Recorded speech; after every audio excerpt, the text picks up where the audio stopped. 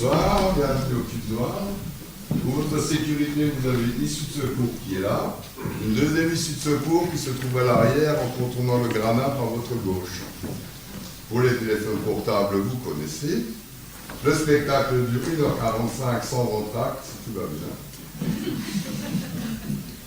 Et je remercie la troupe du brigadier pour leur précieux soutien.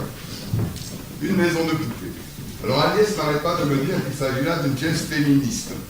Donc j'aimerais bien le croire, et surtout j'arrive qu'on arrivera à le faire passer jusqu'à bout. On a beau avoir inscrit l'égalité des hommes et des femmes dans la Constitution, je crois qu'il reste encore du boulot. Pour ma part, je suis très fier pour Dieu. Je n'ai jamais cessé de m'étonner de ce que l'on pourrait appeler le paradoxe de la doxa, du fait que l'ordre du monde tel qu'il est, avec ses sens uniques et ses sens interdits, avec ses obligations et ses sanctions, soit grosso modo respecté. Il n'y ait pas plus de grandes transgressions, de subversions, de délits ou de folie. Je vous remercie et je vous souhaite un bon spectacle. Hélène, il ne faut absolument pas que les enfants voient l'arbre de Noël avant ce soir. C'est combien? 50 €, chère madame. Voilà une couronne. Non, non, gardez tout.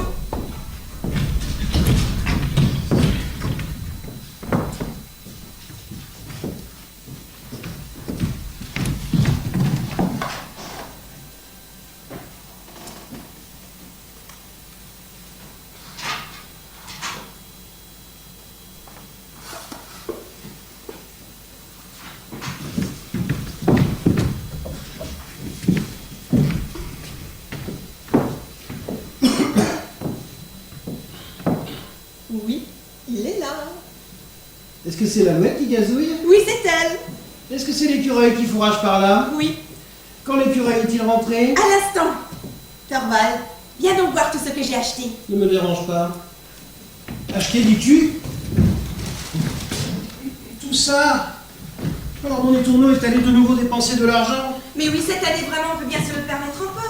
C'est le premier Noël où nous n'avons pas besoin de faire des économies, pas vrai? Enfin, tu sais bien que nous ne pouvons pas gaspiller. Si, on peut bien gaspiller un tout petit peu maintenant, pas vrai? Rien qu'un tout petit peu. Maintenant, tu vas toucher un gros traitement. Tu vas gagner beaucoup, beaucoup d'argent. Mais oui, mais à partir du nouvel an. Il s'écoulera tout un mois avant que le traitement tombe. On peut bien emprunter en attendant. Nora, toujours cette insouciance. Suppose que j'ai emprunté 1000 couronnes aujourd'hui, que tu les dépenses pendant la semaine de Noël et que à la Saint-Sylvestre il me tombe une tuile sur la tête. Et alors? Quelle horreur, ne dis pas des horreurs pareilles. Ah bah si, suppose que cela arrive. Et alors? S'il arrivait une chose aussi horrible, ça me serait bien égal d'avoir des dettes ou non. Bon, mais les gens à qui j'aurais emprunté? Ces gens-là qui se soucient d'eux, ce sont des étrangers, non? Nora, tu es une vraie femme. Non mais sérieusement Nora, tu connais mes opinions là-dessus. Pas de dette, ne jamais emprunter. Il y a quelque chose de dégradant, et par conséquent quelque chose de laid dans un foyer fondé sur l'emprunt et les dettes. Or, nous deux, nous avons vaillamment tenu le coup jusqu'à présent. Et c'est ce que l'on fera encore pendant le peu de temps qu'il faudra. Oui, Torvald, comme tu voudras. Ah bon, mon alouette va donner de l'aile maintenant. Alors, voilà mon écureuil qui boude. Nora, que crois-tu que j'ai là-dedans? De l'argent?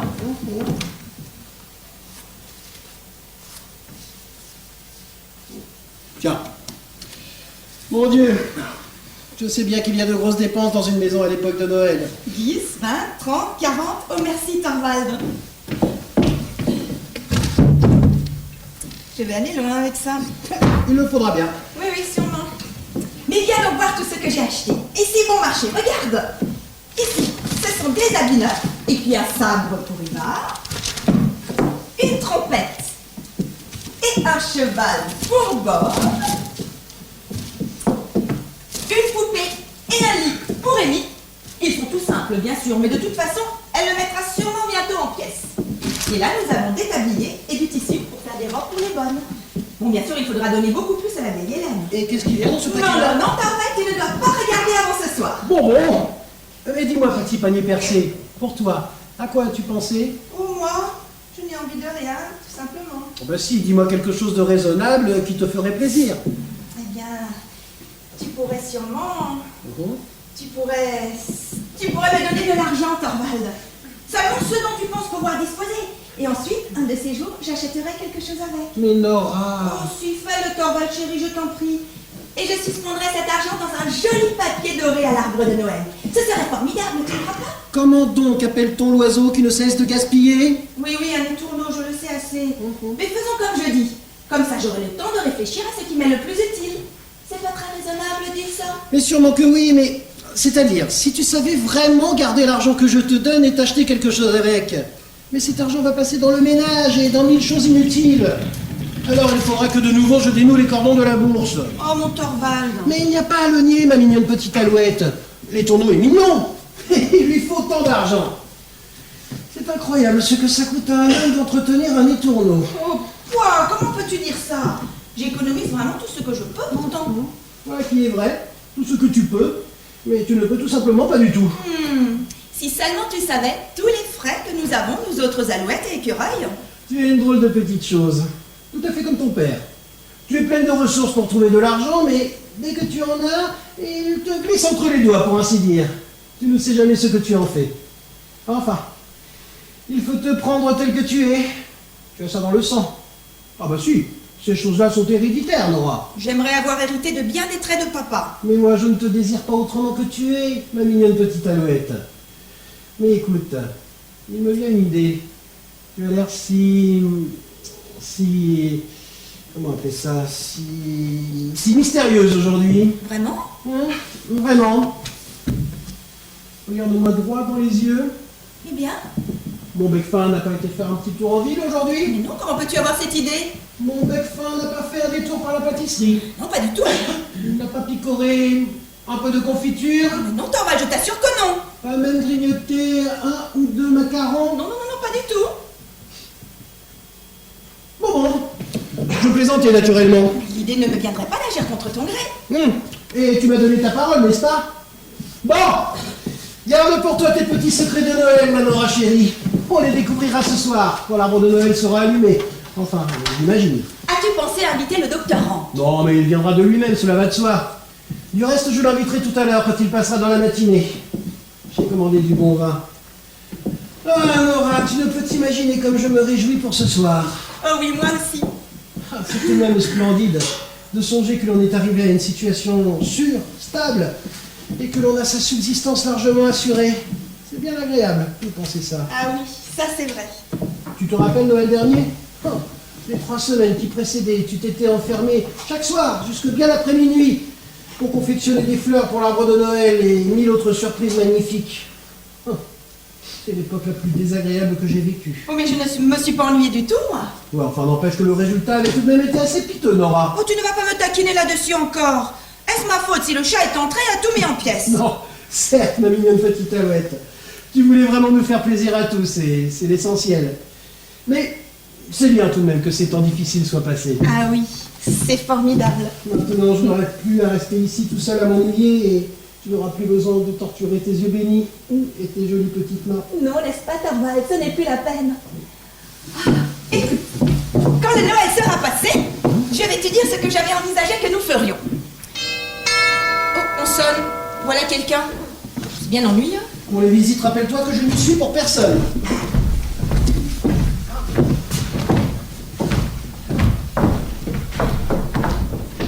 Bonjour. Bonjour Nora. Tu ne me reconnais sûrement pas. Eh bien, non, je ne sais pas. Mais si, il me semble bien. Quoi, Christine, c'est toi? Oui, c'est bien moi. Christine. Et moi qui ne te reconnaissais pas. Mais comment aurais-je pu aussi comme tu as changé, Christine? Oui, sûrement en 10 ans même, je crois. Il y a si longtemps que nous nous sommes vus? Oui. Oui, ça doit être ça. Oh, ces 8 dernières années ont été une période heureuse, tu sais. Et ainsi te voilà en ville. Et tu as fait ce long voyage en hiver, c'est courageux. Je suis arrivée ce matin par le vapeur. Pour passer les fêtes de Noël, bien entendu. Oh, c'est formidable, comme nous allons nous amuser. Mais installons-nous confortablement près du bois. Non, dans le fauteuil, là. Moi, je m'assois dans le fauteuil à bascule. Oui, maintenant tu as retrouvé ton visage d'autrefois. C'était seulement au premier moment. Mais tu as tout de même un peu pâli, Christine. Et peut-être un peu maigri. Et beaucoup vieilli, Nora. Oui, peut-être un peu vieilli.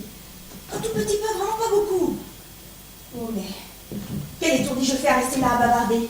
Chère, bien chère Christine, peux-tu me pardonner? Te pardonner quoi, Nora? Pauvre Christine, tu es veuve. Oui, depuis 3 ans. Non, je le savais pourtant, je l'ai lu dans les journaux. Mais Christine, il faut me croire, j'ai souvent voulu t'écrire à cette époque-là. Mais je remettais toujours à plus tard. Je comprends très bien. Non, comme c'est mal de ma part. Et combien d'épreuves tu as dû traverser. Et bien sûr, il ne t'a rien laissé pour vivre. Non, Et pas d'enfant. non. Ainsi, absolument rien. Pas même un manque ou un chagrin, quelque chose qui vous occupe. Mais Christine, comment peux-tu parler ainsi? Cela arrive parfois, Nora. Tellement seule. Comme cela doit te peser effroyablement. Moi, j'ai 3 enfants délicieux. Oui, tu ne peux pas les voir pour l'instant, ils sont sortis avec la bonne. Mais à présent, il faut que tu me racontes tout. Non, non, non, raconte-toi plutôt. Non, non, c'est toi qui dois commencer. Aujourd'hui, je ne veux pas être égoïste, je ne veux penser qu'à toi. Mais il y a tout de même quelque chose qu'il faut que je te dise. Qu'est-ce que c'est? Pense donc. Mon mari est devenu directeur de la banque. Ton mari? Oh, quelle chance! Formidable. Parce qu'être avocat, c'est bien précaire. Surtout quand on ne veut s'occuper que de bonnes et de belles causes. Et bien sûr, c'était le cas de Torvald. Et là-dessus, je suis parfaitement d'accord avec lui. Oh, tu penses? Comme nous sommes heureux. Il doit prendre son poste dès le nouvel an. Et alors, il aura beaucoup de gratifications. Un gros salaire. Nous allons pouvoir vivre tout à fait autrement, absolument comme nous le voudrons. Oh, comme je me sens légère et heureuse. Parce que tout de même, c'est délicieux d'avoir beaucoup d'argent et de ne plus avoir à se faire de soucis, pas vrai? Oui. En tout cas, ça doit être bien bon que d'avoir le nécessaire. Mais pas seulement le nécessaire, beaucoup d'argent. Nora, Nora, tu n'es toujours pas devenue raisonnable. À l'école, déjà, tu étais une grande dépensière. Oui, Torvald dit que je le suis encore. Mais Nora n'est pas aussi folle que vous le pensez. En vérité, je n'ai pas été en mesure de gaspiller tellement. Nous avons dû travailler tous les deux. Toi aussi? Oui, il y a des petites choses, des petits travaux, du crochet, de la broderie et tout ça. Oui, tu sais sans doute que Torvald a quitté le ministère quand nous nous sommes mariés. Il n'y avait aucune perspective d'avancement dans son bureau. Et n'est-ce pas, il fallait qu'il gagne plus d'argent qu'avant. Mais la première année de notre mariage, il s'est épouvantablement surmené. Il a dû faire toutes sortes de travaux supplémentaires, tu sais. Il travaillait longtemps, du matin au soir. Et il est tombé gravement malade. Alors les médecins ont décrété qu'il devait prendre du repos dans le midi. Oui, vous êtes partie toute une année en Italie, n'est-ce pas? Ça n'a pas été facile de partir, tu penses. Ivar venait de naître. Mais il fallait partir, bien entendu. Quel formidable, quel merveilleux voyage ça a été. Et ça a sauvé la vie de Torvald. Mais ça a coûté terriblement cher, Christine. Je pense bien. 1200 vexales, 4800 couronnes. C'est beaucoup d'argent, vois-tu? Oui, mais dans des cas comme celui-là, c'est une grande chance que de les avoir. Je vais te dire, c'est papa qui nous les a donnés. Ah bon? C'était juste à l'époque où ton père est mort, il me semble. Oui, c'était juste à ce moment-là. Et pense donc, je n'ai même pas pu aller m'occuper de lui. J'étais ici et j'attendais de jour en jour la naissance du petit Ivar. Et puis j'avais mon Torvald, malade à mourir, que je devais soigner. Cher papa, je n'ai jamais pu le revoir. Oh, c'est ce que j'ai vécu de plus cruel depuis mon mariage. Oui, je sais. Tu l'aimais beaucoup. Et donc, vous êtes partis en Italie? Et oui, nous avions l'argent et les médecins nous pressaient. Alors nous sommes partis à moi après. Et ton mari est revenu tout à fait guéri? Prêt comme un gardon. Mais ce docteur... Quel docteur? J'ai croisé un docteur tout à l'heure dans l'escalier. Le médecin qui était là juste avant moi. Oui, c'est le docteur Rank, mais il ne vient pas ici en médecin. C'est notre meilleur ami, il vient nous voir au moins une fois par jour. Non, Torvald n'a jamais eu la moindre rechute depuis. Et les enfants sont en parfaite santé. Et moi aussi. Ah, mon Dieu, que c'est merveilleux de vivre et d'être heureuse. Oh, mais que c'est abominable de ma part. Je ne parle que de mes propres affaires. Mais il ne faut pas m'en vouloir, Christine. Alors dis-moi, c'est bien vrai que tu n'aimais pas ton mari, mais pourquoi l'as-tu épousé alors? Maman était encore en vie. Elle gardait le lit, mais elle n'avait aucune aide. Et puis, il fallait que je m'occupe de mes 2 jeunes frères. Il m'a semblé que je n'avais pas le droit de rejeter sa demande. Oui, tu as eu raison sans doute. Et alors, il était riche à ce moment-là? Il était tout à fait à son aise, en tout cas. Mais c'était des affaires qui n'étaient pas sûres, Nora. Et quand il est mort, tout est allé à volo, mais il n'en est rien resté. Et alors? Alors, il a fallu que je vivote avec un petit commerce, avec une petite école que j'ai dirigée un moment. Enfin, tout ce que j'ai pu trouver. Ces 3 dernières années ont été pour moi comme un interminable jour de travail sans repos. Mais maintenant, tout est fini. Ma pauvre mère n'a plus besoin de moi car elle est partie, et les garçons non plus. Ils ont trouvé une place maintenant. Ils peuvent subvenir à leurs besoins. Comme tu dois te sentir soulagée. Mais non. Simplement vide.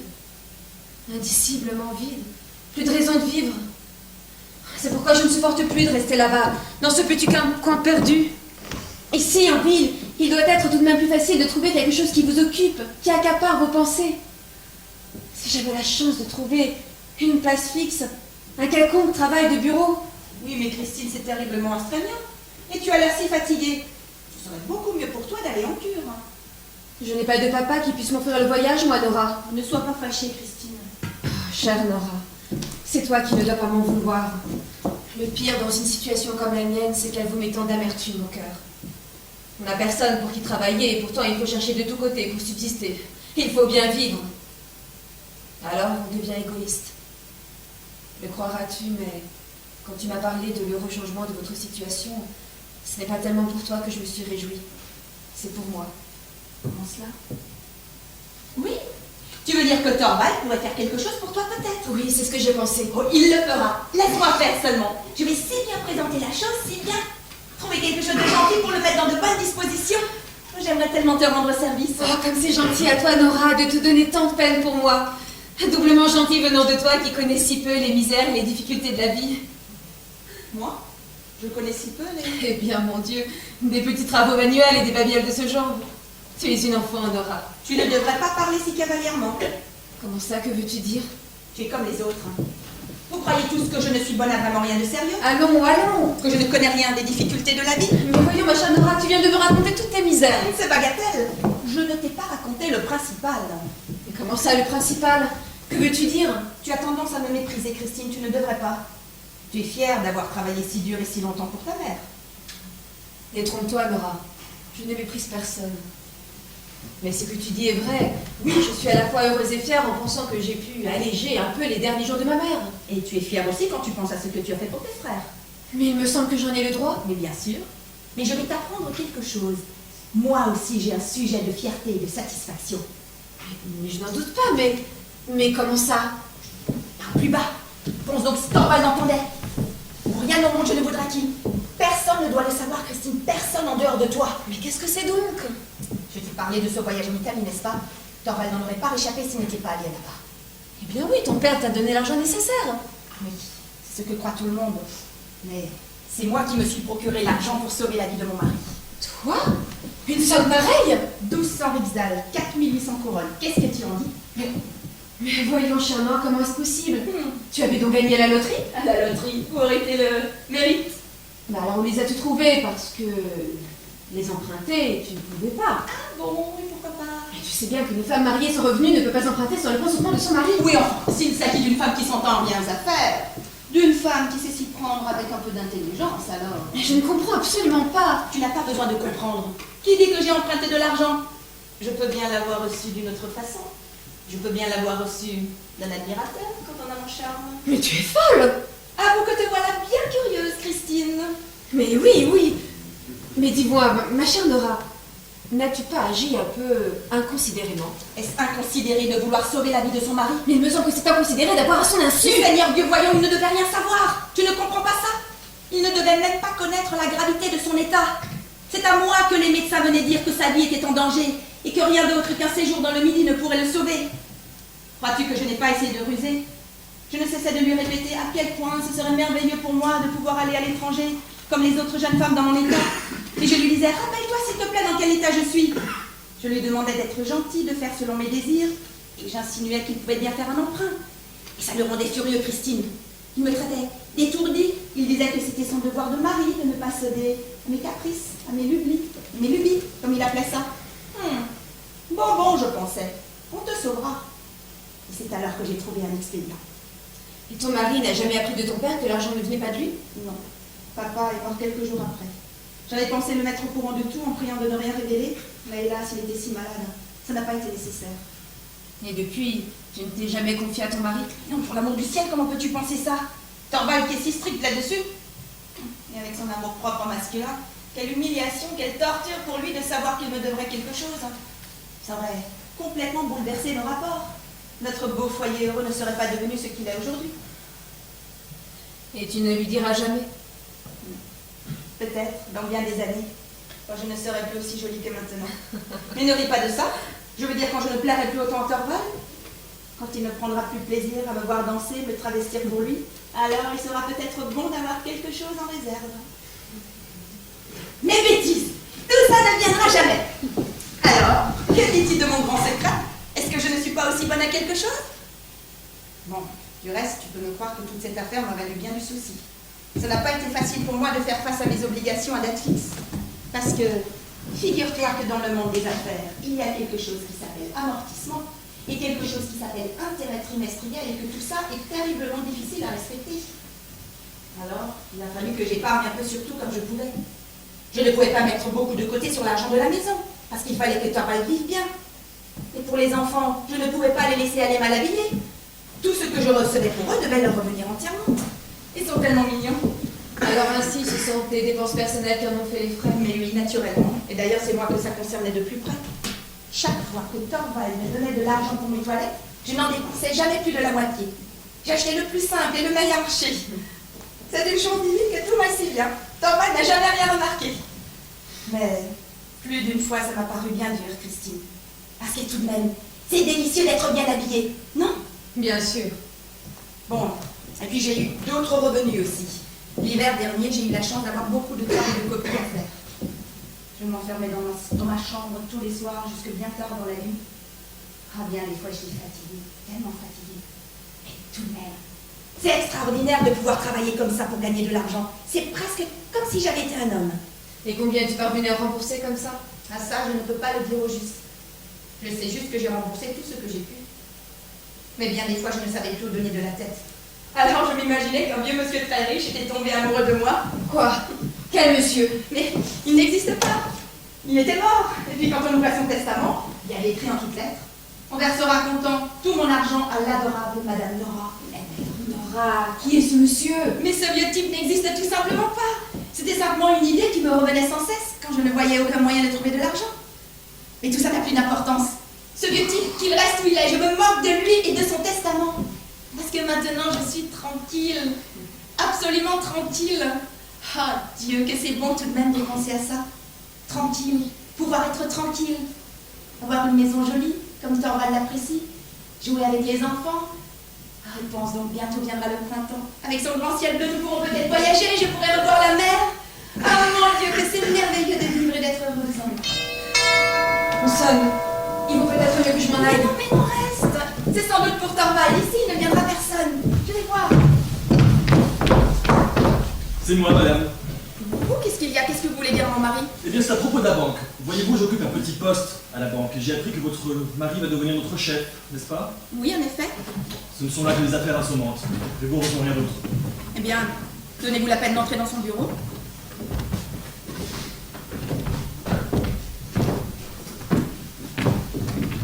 Nora, qui est cet homme? C'est un certain Krogstad, un avocat. Ah, si, c'est bien lui. Tu le connais? Oui, je l'ai connu il y a bien des années. Il a été clerc d'avoué chez nous pendant un certain temps. Oui, c'est exact. Comme il a changé. Il a fait un mariage très malheureux, je crois. Il est veuf, hein, je crois maintenant. Oui, avec plein d'enfants. Aïe, voilà Il que je... s'occupe de toutes sortes d'affaires. Ah, Somalie. moi, je ne sais pas, c'est bien possible. Mais ne parlons pas d'affaires, c'est tellement ennuyeux. Non, non, laisse, je ne veux pas te déranger. Je préfère entrer un instant chez ta femme. Oh, pardon. Je dois déranger ici aussi. Mais non, pas du tout. Madame Linda, doctorant. Ah tiens, un nom que l'on entend souvent dans cette maison. Je crois vous avoir dépassé dans l'escalier tout à l'heure. Oui, c'est une chose que je supporte mal. Ah, un petit quelque chose qui ne va pas. Oh, du surmenage plutôt. Rien d'autre. Ainsi, vous êtes venu en ville pour vous reposer en courant de banquier en banquier. Je suis venue ici pour chercher du travail. Et doit-on considérer cela comme un moyen sûr de lutter contre le surmenage? Il faut bien vivre, docteur. Oui, on trouve cela nécessaire en général. Non, vous savez, doctorant, vous aussi, vous tenez à vivre, ma foi. Et comment que j'y tiens?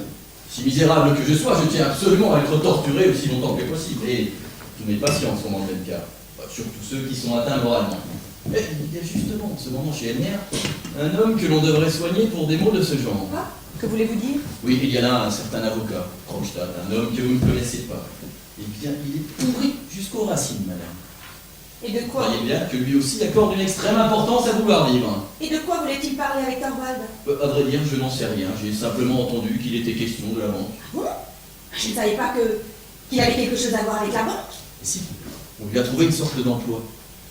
Je ne sais pas si chez vous aussi là-bas, il existe des gens de cette espèce qui se démènent sans répit pour dénicher de la pourriture morale. Dès qu'ils ont jeté leur dévolu sur un individu de ce genre, ils le mettent en observation en lui trouvant une position favorable et pour les êtres sains, ils n'ont qu'à rester dehors. Tout de même, ce sont bien les malades qui ont le plus besoin d'être soignés. Ah, nous y voilà. C'est ce genre de considération qui transforme la société en hôpital. Mais pourquoi riez-vous? Savez-vous seulement ce qu'est la société? Qu'ai-je à faire de votre assommante société? Je riais de toute autre chose. Quelque chose d'extraordinairement amusant. Dites-moi, docteur, tous ceux qui sont employés à la banque vont donc désormais dépendre de Torvald.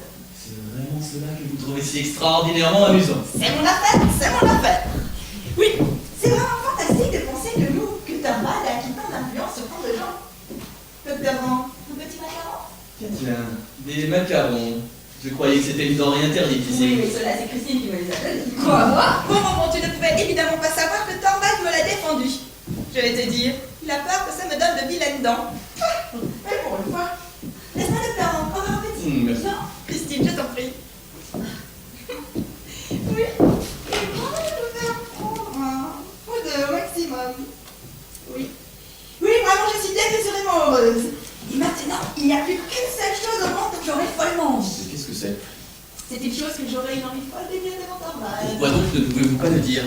Je ne sais pas, c'est tellement vilain. Vilain? Alors il vaut mieux vous en abstenir, mais à nous. Quelle est cette chose que vous avez une telle envie de dire devant une mère? J'ai une envie folle de dire sacré nom d'un chien. Mais vous êtes folle! Mais voyons, Nora! Eh bien, c'est le moment. Voilà une mère. Eh bien, Torvald, tu as réussi à t'en débarrasser? Oui, il vient de partir. Puis-je te présenter Madame Linde, Torvald, Madame Christine Linde. Pardonnez-moi, je ne sais pas... Et pense donc, Christine a fait ce long voyage pour pouvoir te parler. Comment cela? Je suis une amie de votre épouse, effectivement. Une amie d'enfance. Vois-tu, Christine est extrêmement douée pour le travail de bureau. Et elle meurt d'envie d'être sous les ordres d'un homme capable et d'en savoir plus que tout ce qu'elle ne sait déjà. C'est très sage, madame. Et quand elle a appris que tu es devenu directeur de la banque, elle a fait le voyage aussi vite qu'elle a pu. Dis-moi, Torvald, tu peux sûrement faire un petit quelque chose pour elle, dis. Eh bien oui, ce n'est absolument pas impossible. Madame est probablement veuve, Oui. et elle a la pratique des affaires de bureau. Oui, passablement. Eh bien, il est tout à fait probable que je pourrais vous trouver un emploi. Mais comment vous remercier de... Oh, ce n'est vraiment pas la peine. Mais aujourd'hui, il faut m'excuser. Attends, je t'accompagne. Ne reste pas parti trop longtemps, cher Torvald. Une heure tout au plus. Tu t'en vas aussi, Christine? Oui, il faut que je me trouve une chambre. Eh bien, faisons un peu de chemin ensemble. Comme c'est ennuyeux que nous vivions tellement à l'étroit, mais il nous est impossible de... Mais tu n'y penses pas, Nora. Merci, merci de tout. À ce soir.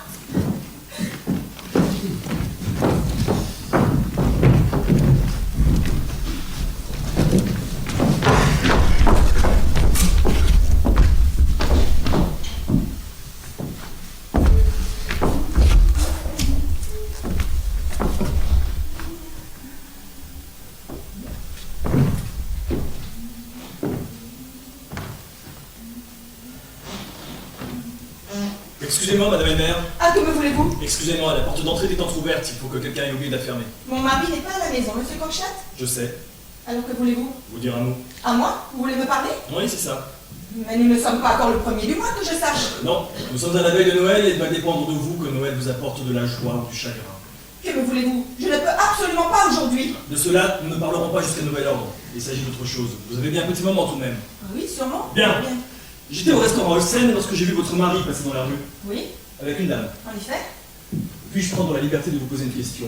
Est-ce que cette dame n'était pas madame Linde, Si. tout juste arrivée en ville? Oui, aujourd'hui même. C'est une bonne amie à vous, je crois. Oui, mais je ne saisis pas. Moi aussi, je l'ai bien connue autrefois. Je sais. Ah bon? Vous êtes au courant?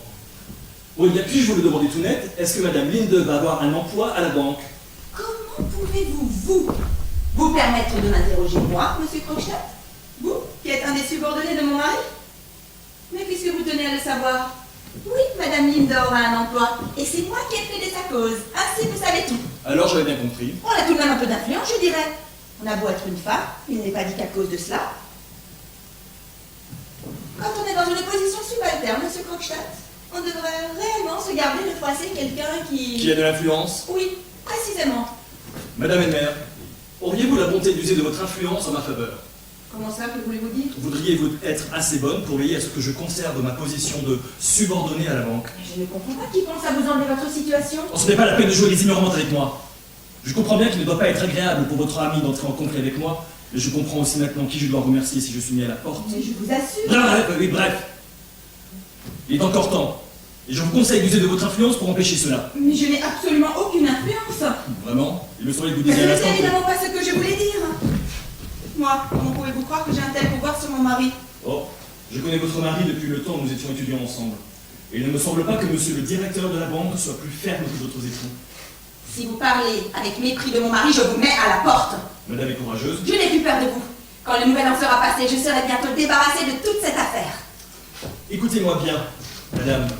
Si cela devient nécessaire, je combattrai pour conserver mon poste à la banque comme s'il y allait de ma vie. Oui, ça m'en a tout l'air. Alors, ce n'est pas qu'une question de revenus, c'est d'ailleurs la chose qui m'apporte le moins. Non, il y a autre chose. Eh bien oui, disons-le. Bien entendu, comme tout le monde, vous savez qu'il y a pas mal d'années, je me suis rendu coupable d'une imprudence. Je crois bien avoir entendu parler de quelque chose de ce genre.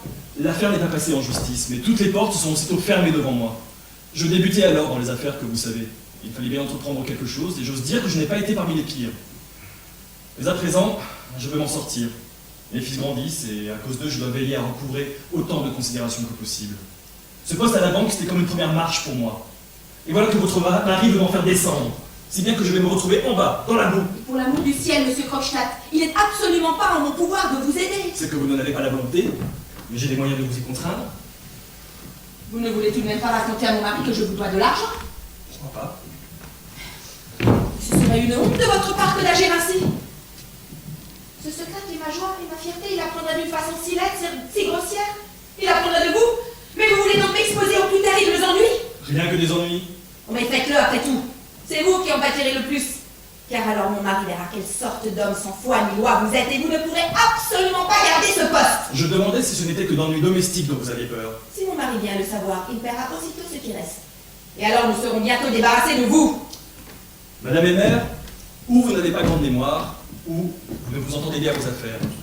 Il faut que je vous mette un petit peu mieux au courant. Comment cela? Lorsque votre mari était malade, vous êtes venu pour m'emprunter du sang Rixdal. Je ne voyais personne d'autre. J'ai alors promis de vous remettre cette somme. Oui, et vous me l'avez remise. J'ai promis de vous remettre cette somme sous certaines conditions. Vous étiez alors tellement préoccupé par la maladie de votre mari et tellement pressé de toucher l'argent du voyage que vous n'avez pas prêté suffisamment d'attention, me semble-t-il, à tous les détails secondaires. Aussi, n'est-il pas superflu de vous les rappeler? Bien. J'ai promis de vous remettre cette somme contre un reçu que j'ai rédigé. Oui, que j'ai signé. Bon, mais au bas de ce document, j'ai rajouté quelques lignes où votre père devait se porter garant du paiement. Ces quelques lignes, votre père devait les signer. Mais il a signé. J'ai laissé la chose en blanc. Cela signifie que votre père devait indiquer lui-même la date et la signature. Vous rappelez-vous de cela? Oui, je crois bien. Ensuite, je vous ai remis le billet pour que vous l'envoyiez par la poste à votre père, n'est-ce pas? Oui. Et naturellement, c'est ce que vous avez fait. Car 5 ou 6 jours plus tard, vous me remettiez le billet avec la signature de votre père. Alors, la somme nous a été versée. Oui, mais n'ai-je pas remboursé comme il fallait? Si, ou à peu près. Mais pour revenir à ce dont nous parlions, ce devait être une époque difficile pour vous, Madame Elmer. Oui, en effet. Votre père était très malade, je crois. Il était à la dernière extrémité. Et il a dû mourir peu de temps après. Oui. Madame Elmer, est-ce que, par hasard, vous vous souvenez du jour de la mort de votre père? De la date exacte, je veux dire. Papa est mort le 29 septembre. Tout à fait exact.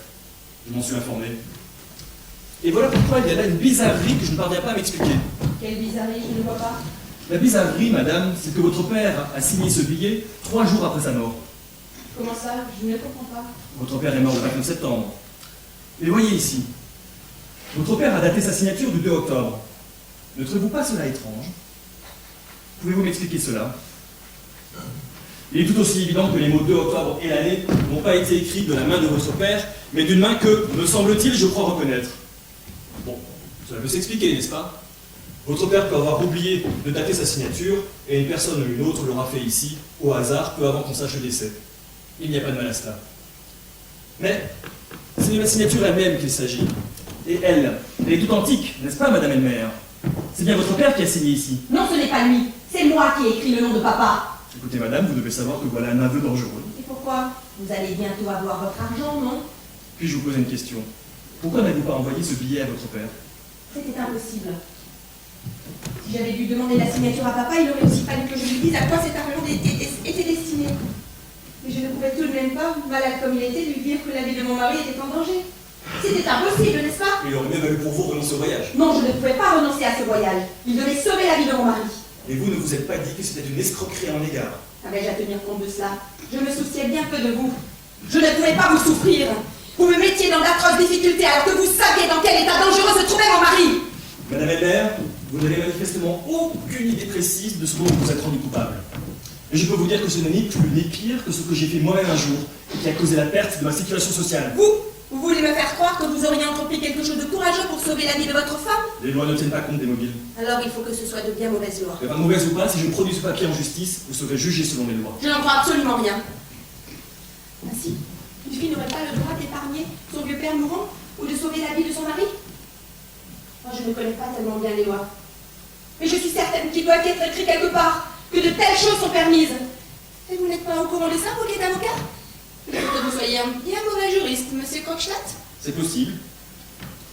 Mais les affaires comme celles que nous traitons vous et moi, vous devez tout de même bien admettre que je m'y entends.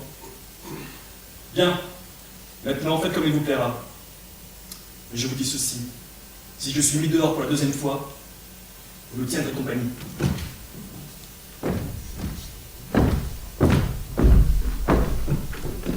Pourquoi il faut me faire peur? Je ne suis pas si naïve que ça. Mais... non, c'est impossible, voyons. C'est quand même par amour que je l'ai fait. Ici, il faut des bougies et des fleurs. Horrible bonhomme. Il ne parlait pas sérieusement, bien entendu. L'arbre de Noël sera magnifique. Oh, Thorvald, je danserai pour toi. Je danserai pour toi. Je ferai tout ce qui te plaira. Oh, tu vois là déjà? Oui. Quelqu'un est venu? Ici, non. C'est curieux, j'ai vu Krogstad franchir le portail.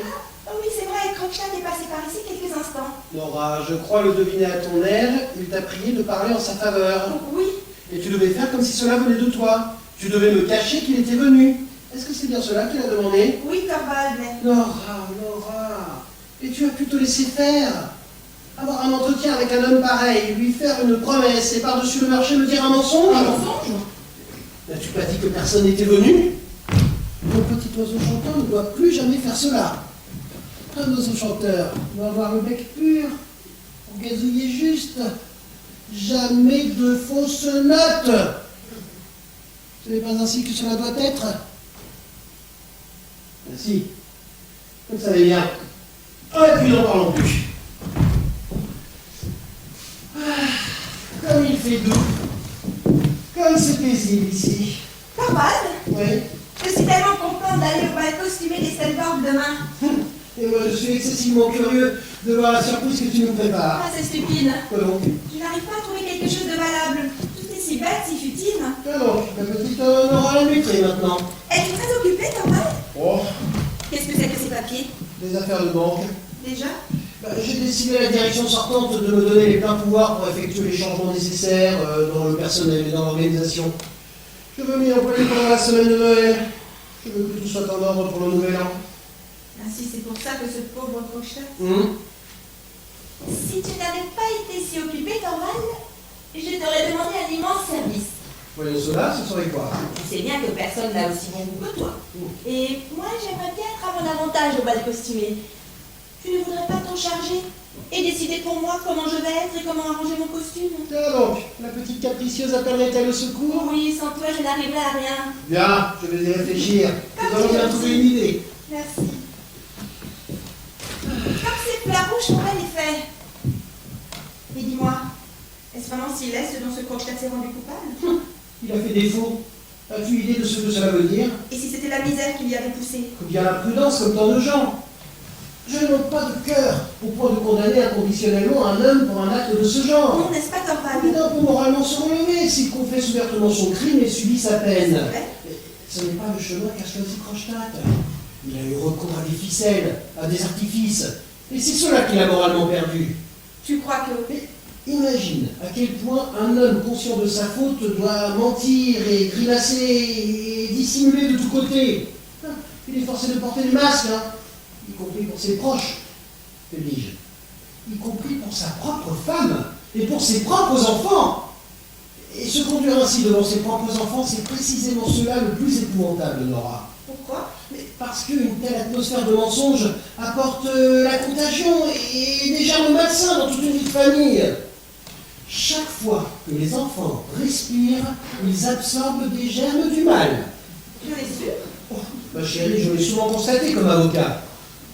Presque tous les jeunes dépravés ont des mères honteuses. Pourquoi précisément des mères? Parce que cela provient le plus fréquemment des mères. Bon, bien sûr, les pères agissent également dans le même sens. Tout avocat sait fort bien cela. Et pourtant, pendant des années entières, ce croche-tête a empoisonné la vie de ses propres enfants par le mensonge et la dissimulation. Voilà pourquoi je le déclare moralement déchu. Aussi, ma douce petite Nora va-t-elle me promettre de ne plus défendre sa cause? Donne-moi ta parole. Eh bien, que se passe-t-il? Non, tends-moi les mains, tends-moi la main. Voilà, ainsi c'est décidé. Je t'assure qu'il m'est extrêmement pénible de travailler avec lui. Je ressens littéralement un malaise physique à côtoyer de tels individus. Comme tu es chaud, et j'ai tant à faire. Oui, moi aussi, il faut que je me penche un peu sur tout ça avant de passer à table. Je vais penser à ton costume aussi. Et peut-être que j'ai un petit quelque chose dans du papier doré à accrocher à l'arbre de Noël. Oh, mon bien-aimé petit oiseau chanteur.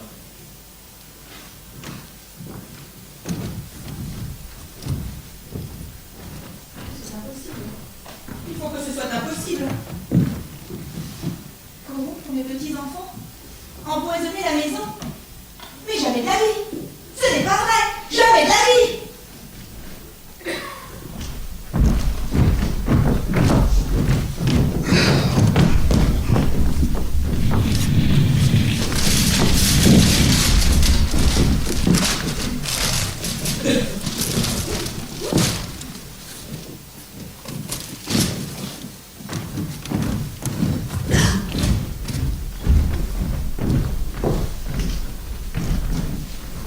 Voilà quelqu'un.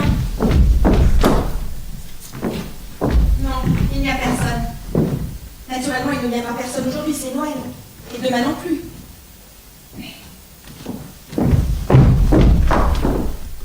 Non, rien dans la boîte aux lettres, parfaitement vide.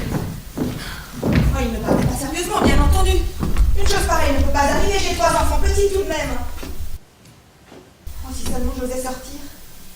Si seulement personne ne venait. Si. Mais ne pensons pas. Chassons ces idées. Quel costume magnifique.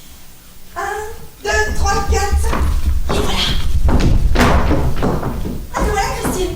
Il n'y a personne d'autre, hein? J'ai appris que tu étais venue me demander. Oui, oui. Écoute, il doit y avoir un bal costumé demain soir à l'étage au-dessus. Chez les Stenborg. Et Thorvald veut que je sois costumée en fille de pêche en napolitain. Que je danse la tarentelle parce que je l'ai apprise là-bas à Capri. Tiens, tu vas donner toute une représentation? Oui, oui. Thorvald dit que je dois le faire. Regarde, voilà le costume. C'est lui qui me l'a fait faire à Capri. Mais maintenant, tout ça est tellement déchiré et je ne vois vraiment pas comment faire. Oh, nous aurons vite fait de remettre tout ça en état. C'est seulement la garniture qui s'est détachée par endroits. Une aiguille et du fil, voilà tout ce qu'il nous faut. Comme tu es gentil. Ainsi, tu vas te déguiser demain, Nora. Sais-tu... Je viendrai te voir un instant. Mais voyons, j'ai tout simplement oublié de te remercier pour la bonne soirée d'hier. Oh, hier, il me semble que rien n'était aussi agréable que d'habitude. Tu aurais dû venir un peu plus tôt en ville, Christine. Oui, Thorvald s'entend très bien rendre la maison belle et agréable. Mais toi aussi, tu sais, ce n'est sans doute pas pour rien que tu es la fille de ton père. Mais dis-moi, est-ce que le docteur Rank est toujours aussi déprimé qu'il était hier? Non, hier c'était particulièrement prononcé. Il est très malade. Il est atteint d'une tuberculose de la moelle épinière, le pauvre. Et je te dirais que son père était un individu dégoûtant, qui avait des maîtresses et d'autres choses encore. Voilà pourquoi son fils a été maladie dès son enfance, comprends-tu?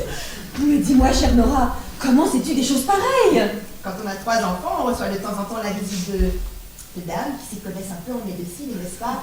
Je vous raconte une chose ou une autre? Et dis-moi, le docteur Rank vient ici tous les jours? Oui, tous les jours que Dieu fait. C'est l'ami d'enfance de Thorvald, et c'est un bon ami à moi aussi. Oui, pour ainsi dire, le docteur Hank fait partie de la maison. Et ce monsieur est tout à fait sincère. Enfin, je veux dire, lui arrive-t-il de faire des compliments? Comment cette idée t'est-elle venue? Eh bien, hier, quand tu m'as présenté, il a assuré avoir souvent entendu prononcer mon nom, ici, dans cette maison. Mais ensuite, j'ai remarqué que ton mari n'avait pas la moindre idée de qui j'étais. Alors, comment le docteur Hank pouvait-il savoir? Oui, c'est tout à fait exact, Christine. Torvald décidait mesurément qu'il pouvait posséder tout seul, comme il dit. Au début, il lui suffisait de m'entendre nommer quelqu'un qui m'avait été si cher jadis pour qu'il soit jaloux. Alors, naturellement, j'ai cessé. Avec le docteur Hank, j'en parle fréquemment. Parce qu'il aime bien m'écouter, vois-tu? Nora, à bien des égards, tu es encore une enfant. Je suis sensiblement plus âgée que toi, comme tu sais, et j'ai un peu plus d'expérience. Je voudrais te donner un conseil. Tu devrais veiller à mettre un terme à tout ça, avec le docteur Hank. Mettre un terme à quoi? Il y a bien des choses. Hier, tu m'as parlé d'un riche admirateur qui pourrait te fournir de l'argent. Oui, un homme qui n'existe pas, malheureusement. Et alors? Le docteur Hank a-t-il du bien? Oui, il en a. Il n'a pas de famille. Non, personne. Et il vient ici tous les jours. Mais tu le sais bien. Et que veut-il faire, hein? Que cherche-t-il, ce beau monsieur? Je ne te comprends absolument pas. Nora, ne dissimule pas. Crois-tu que je n'ai pas compris à qui tu as emprunté les 1200 X-Dag? As-tu perdu la tête? Comment peux-tu imaginer des choses pareilles? Un ami à nous qui vient ici tous les jours. Quelle situation pénible et terrible ce serait. Mais si, ce n'est vraiment pas lui. Mais non, pas du tout. Pas un instant cela ne m'est venu à l'idée. Et de toute façon, à ce moment-là, il n'avait pas d'argent. Ce n'est qu'après qu'il a hérité. Bon.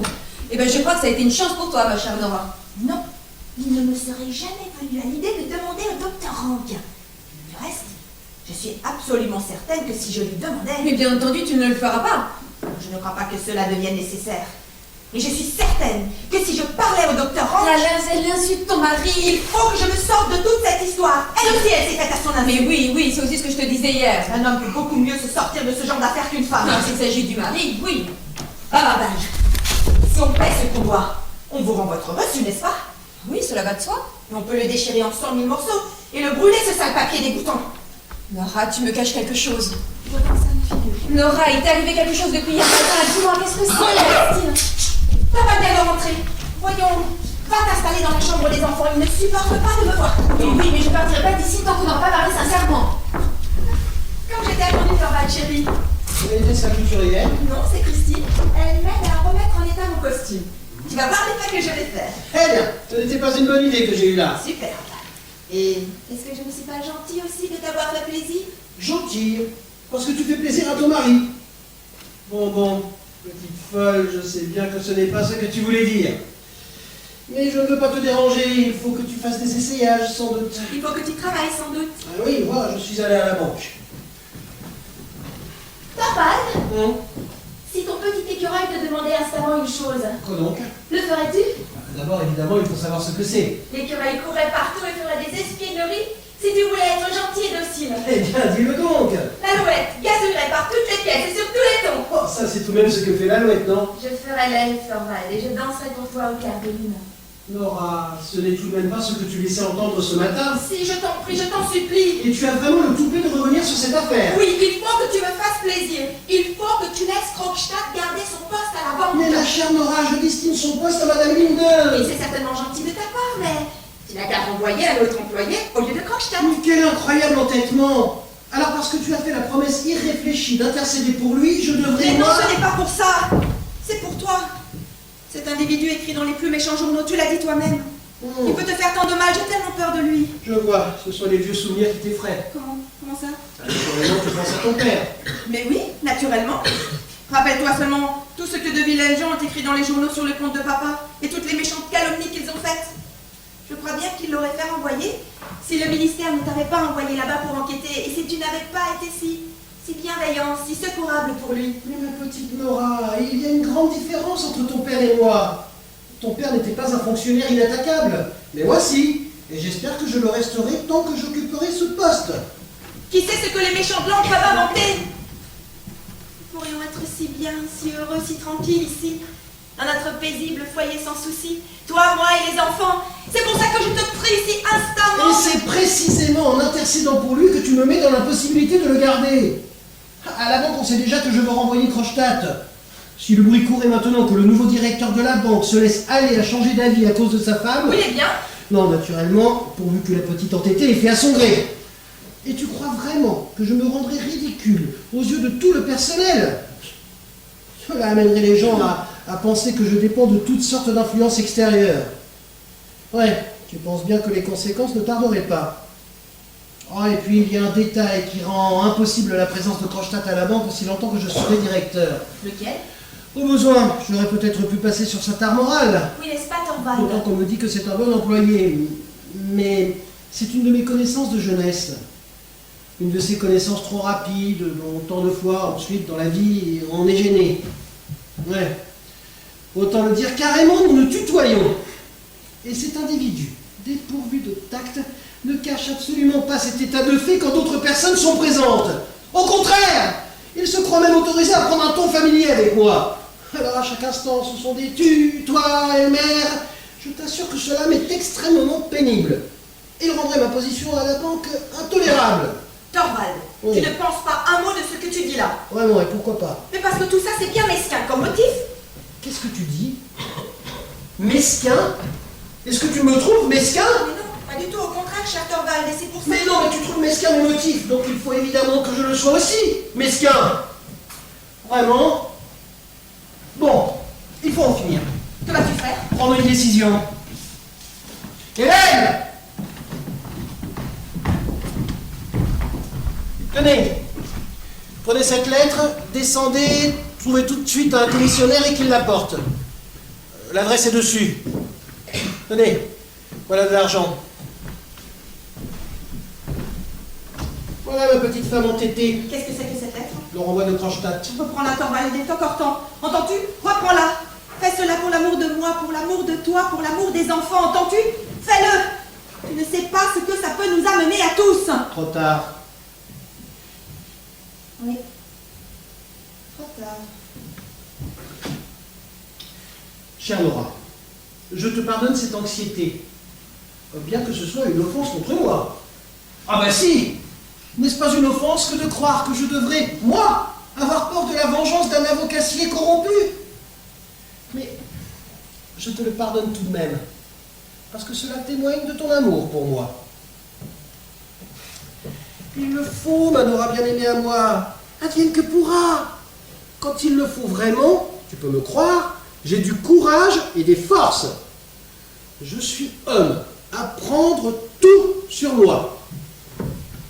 Que veux-tu dire? Tout, dis-je. Cela, jamais tu ne le feras. Eh bien, nous partagerons, Nora, comme mari et femme. C'est ainsi que cela doit être. Es-tu satisfaite à présent? Allons, allons, ne fais plus ces yeux de colombe effarouchés. Tout ça, ce n'est que des imaginations parfaitement vides. Maintenant, tu devrais jouer la tarentelle et t'exercer autant de moins. Je vais m'installer dans le bureau et fermer la porte intermédiaire. Tu pourras faire tout le vacarme que tu voudras, je n'entendrai rien. Mais quand Rank arrivera, dis-lui où je suis.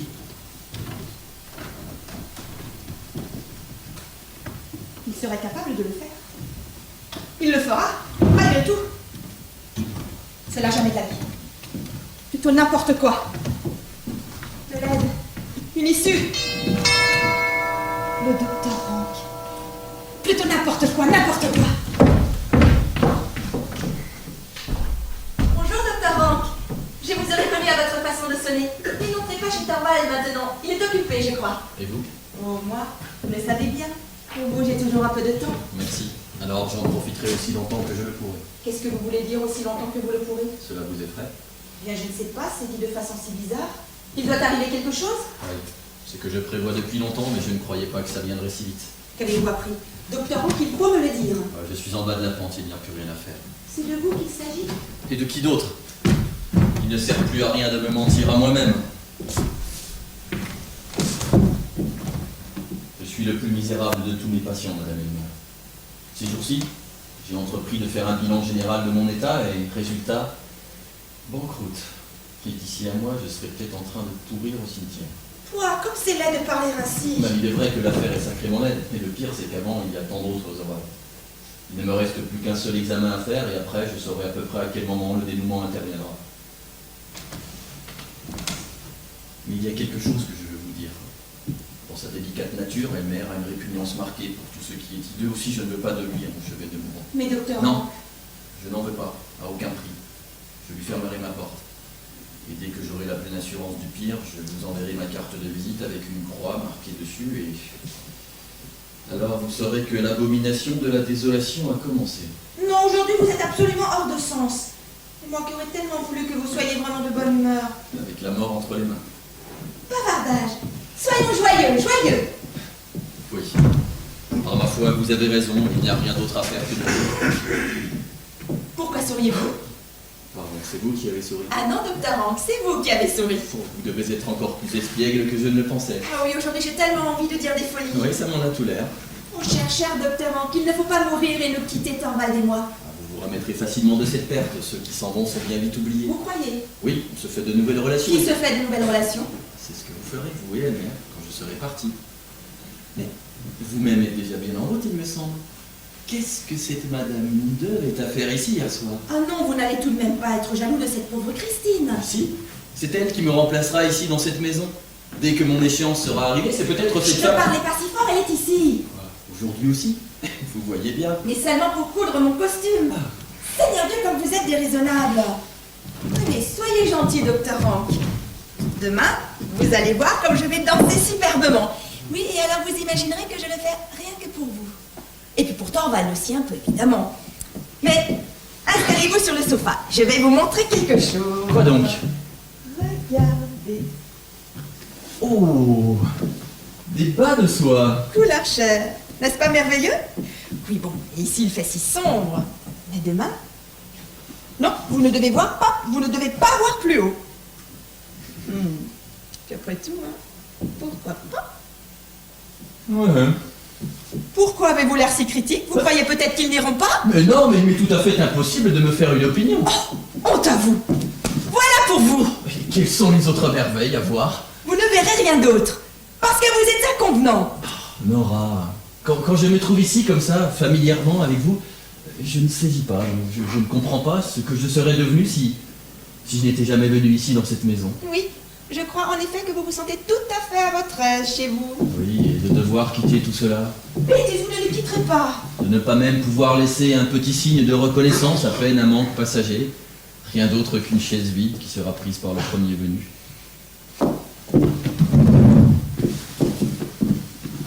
Si je vous demandais de... Si vous me demandiez quoi?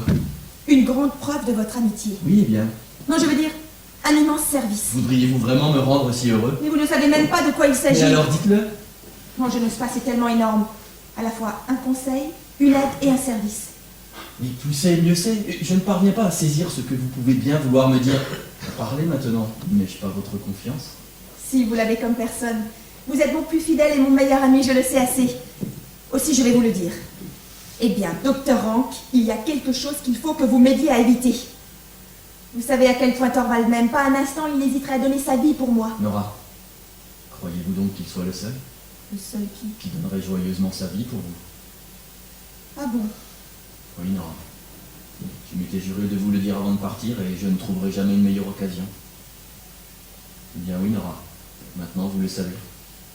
Et maintenant, vous savez aussi par conséquent que vous pouvez vous confier à moi comme à personne. Laissez-moi tranquille. Ah, Nora, Il fait si sombre ici. Non, cher docteur Hank, ce n'est vraiment pas bien. de vous avoir aimé aussi profondément qu'on peut le faire, ce n'est vraiment pas bien. Non, mais de me l'avoir dit, ce n'était absolument pas nécessaire. Mais que voulez-vous dire? Vous le saviez, donc? Et, Nora, Madame Elmer, je vous demande si vous le saviez. Est-ce que je sais, je ne peux vraiment pas vous dire.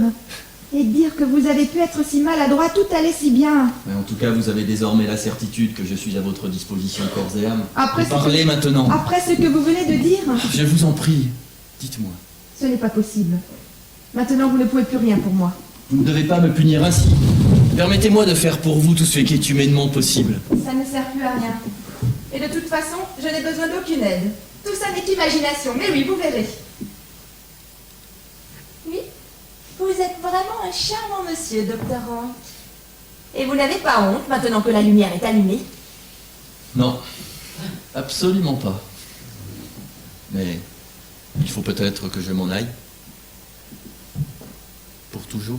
Non, ne faites pas ça vraiment. Vous viendrez ici comme d'habitude, comme avant. Vous savez bien que Torvald ne peut pas se passer de vous. C'est précisément ce qui m'a égaré. Vous êtes une énigme pour moi.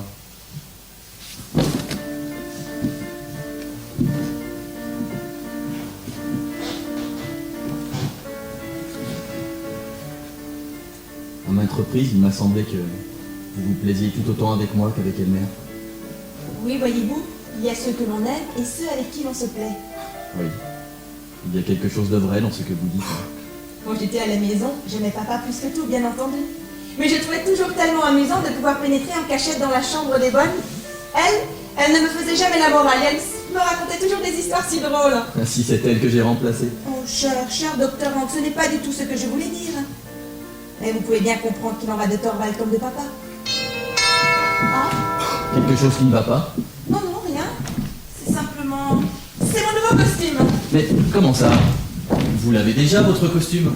Ah, oui, mais... J'en ai commandé un autre, et il ne faut pas que Torvald le sache. Ah, si le voilà le grand secret? Oui, le voilà. Mais allez donc chez Torvald maintenant, il est dans la pièce du fond. Tenez-le occupé en attendant. Soyez tranquille, il ne m'échappera pas. Que voulez-vous dire, mon mari?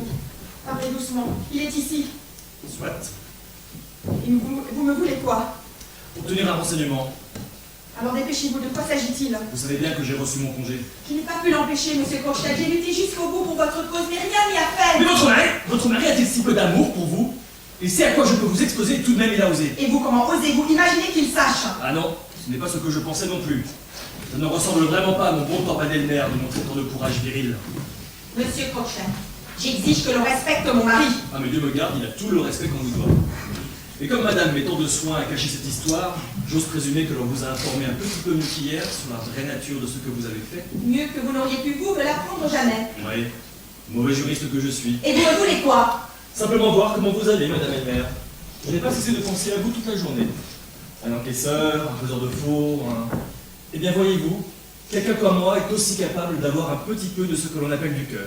Alors montrez-le, pensez à mes enfants. Et vous et votre mari, vous avez pensé au mien? Mais tout ça n'a pas d'importance. Ce que je voulais simplement vous dire, c'est que vous n'avez pas besoin de prendre cette affaire trop au sérieux. Pour commencer, je ne déposerai pas de plainte contre vous. Non, pas vrai, je le savais bien. Oui, on peut régler ça amiable. Cela n'a simplement pas besoin d'arriver aux oreilles d'autrui, ça restera entre nous trois. Mon mari ne devra jamais rien savoir. Et comment pouvez-vous empêcher cela? Pouvez-vous payer ce qui reste? Non, pas tout de suite.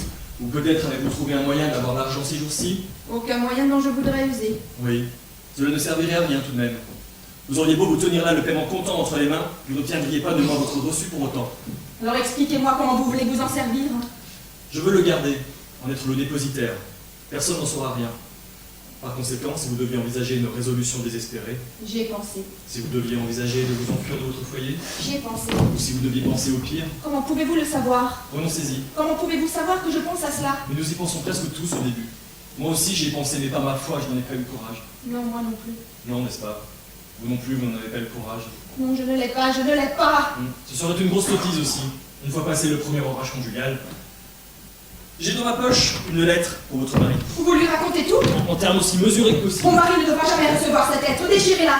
Je trouverai l'argent. Pardonnez-moi madame, vous avez dit... Je ne parle pas de l'argent que je vous dois. Faites-moi savoir quelle somme vous exigez de mon mari et je me la procurerai. Mais je n'exige pas d'argent de votre mari. Alors qu'exigez-vous? Vous allez le savoir. Je veux me remettre sur pied. Je veux y parvenir et votre mari doit m'y aider.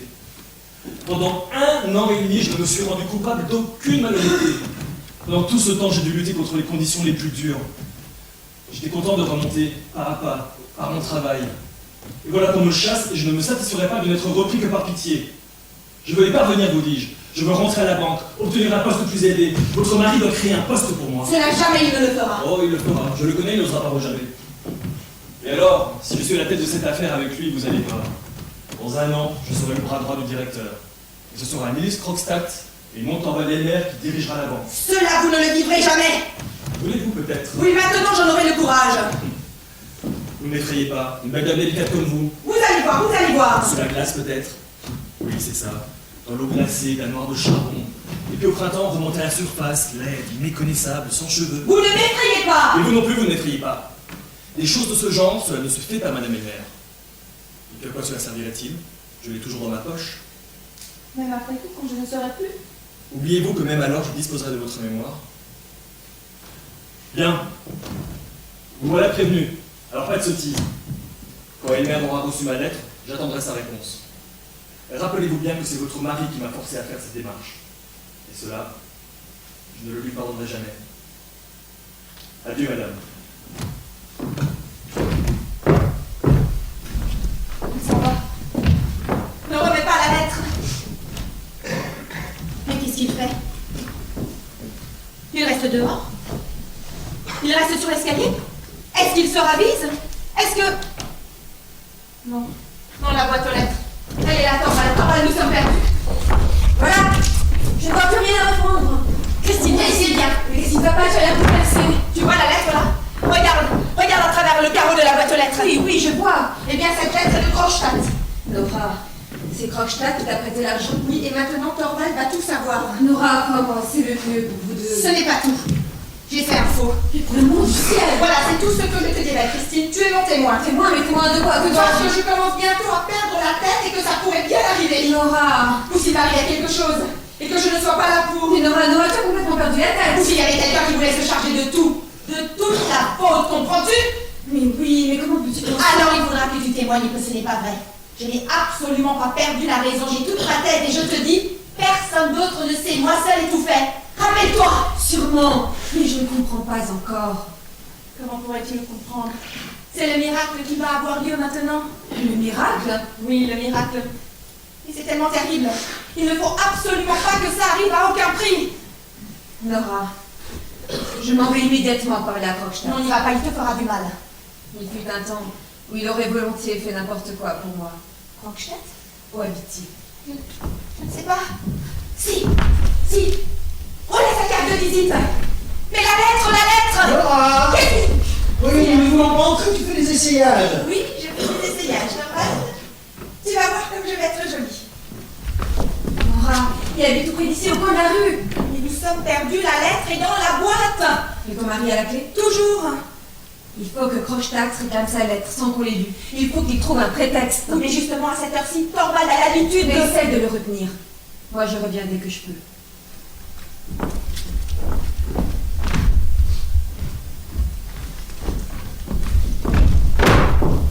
Torvald? Eh bien, peut-on enfin oser pénétrer dans son propre salon? Viens, Hank, nous allons voir. Et qu'est-ce que c'est? Quoi donc, Torvald, chérie? Hank m'avait préparé toute une scène de déguisement de grand style. C'est ce que j'avais compris, mais j'ai dû me tromper. Personne ne doit m'admirer dans ma splendeur avant demain. Mais ma chère Nora, tu as l'air tellement tendue. Tu as fait des répétitions? Non, je n'ai pas encore répété, tout simplement. Il le faudrait pourtant. Oui, il le faudrait absolument. Je n'y parviens vraiment pas sans ton aide. Eh bien, vraiment, il faut vraiment te rafraîchir la mémoire. Oh oui, Torvald, prends soin de moi. Tu veux bien me le promettre? Je suis si inquiète de cette grande société. Ce soir, tu dois te consacrer entièrement à moi. Pas d'écriture, pas d'affaires. À Torvald. Absolument. Je te le promets.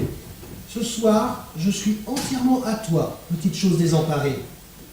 Mais il y a tout de même une Qu'est-ce que chose tu que vois je là-bas? voudrais d'abord aller Non, voir. non, n'y va pas. Seulement voir s'il y a des Je lettres t'en qui prie, sont Torvald, arrivées. je t'en prie. Écoute, je vais danser. Joue pour moi. Je suis tellement chiette. As-tu vraiment si peur, chérie? Oui, joue pour moi. Nous avons encore le temps avant de passer à table. Corrige-moi, guide-moi comme tu en as l'habitude. Volontiers. Très volontiers, puisque tu le désires. Oui, Torvald.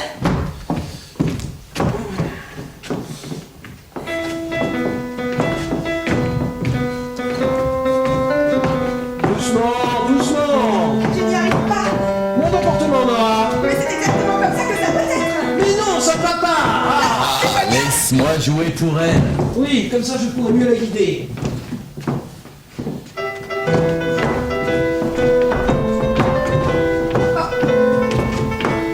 Tu te complètes folie, Christine. Mais ma chère Nora, tu penses comme s'il y allait de ta vie. C'est bien le cas. Rentre, arrête, c'est de la folie pure. Arrête donc.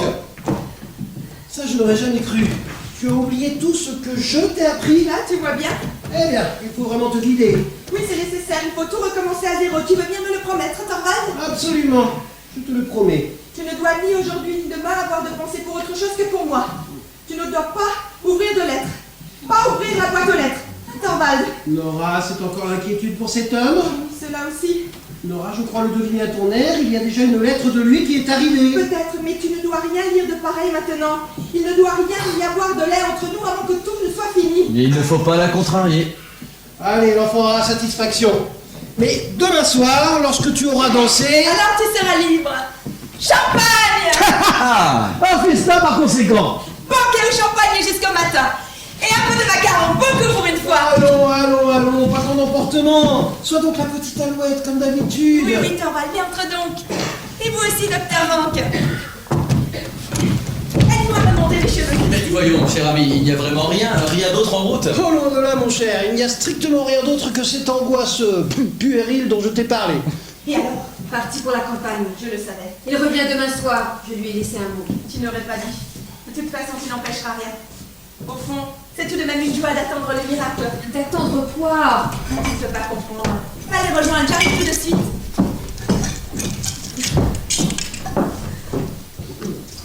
5 heures. D'ici à minuit, 7 heures. Puis 24 heures jusqu'à minuit prochain, alors la tarentelle sera dansée. 24, 7, 31 heures à vivre. Ah, mais que fait donc la petite alouette? La voilà!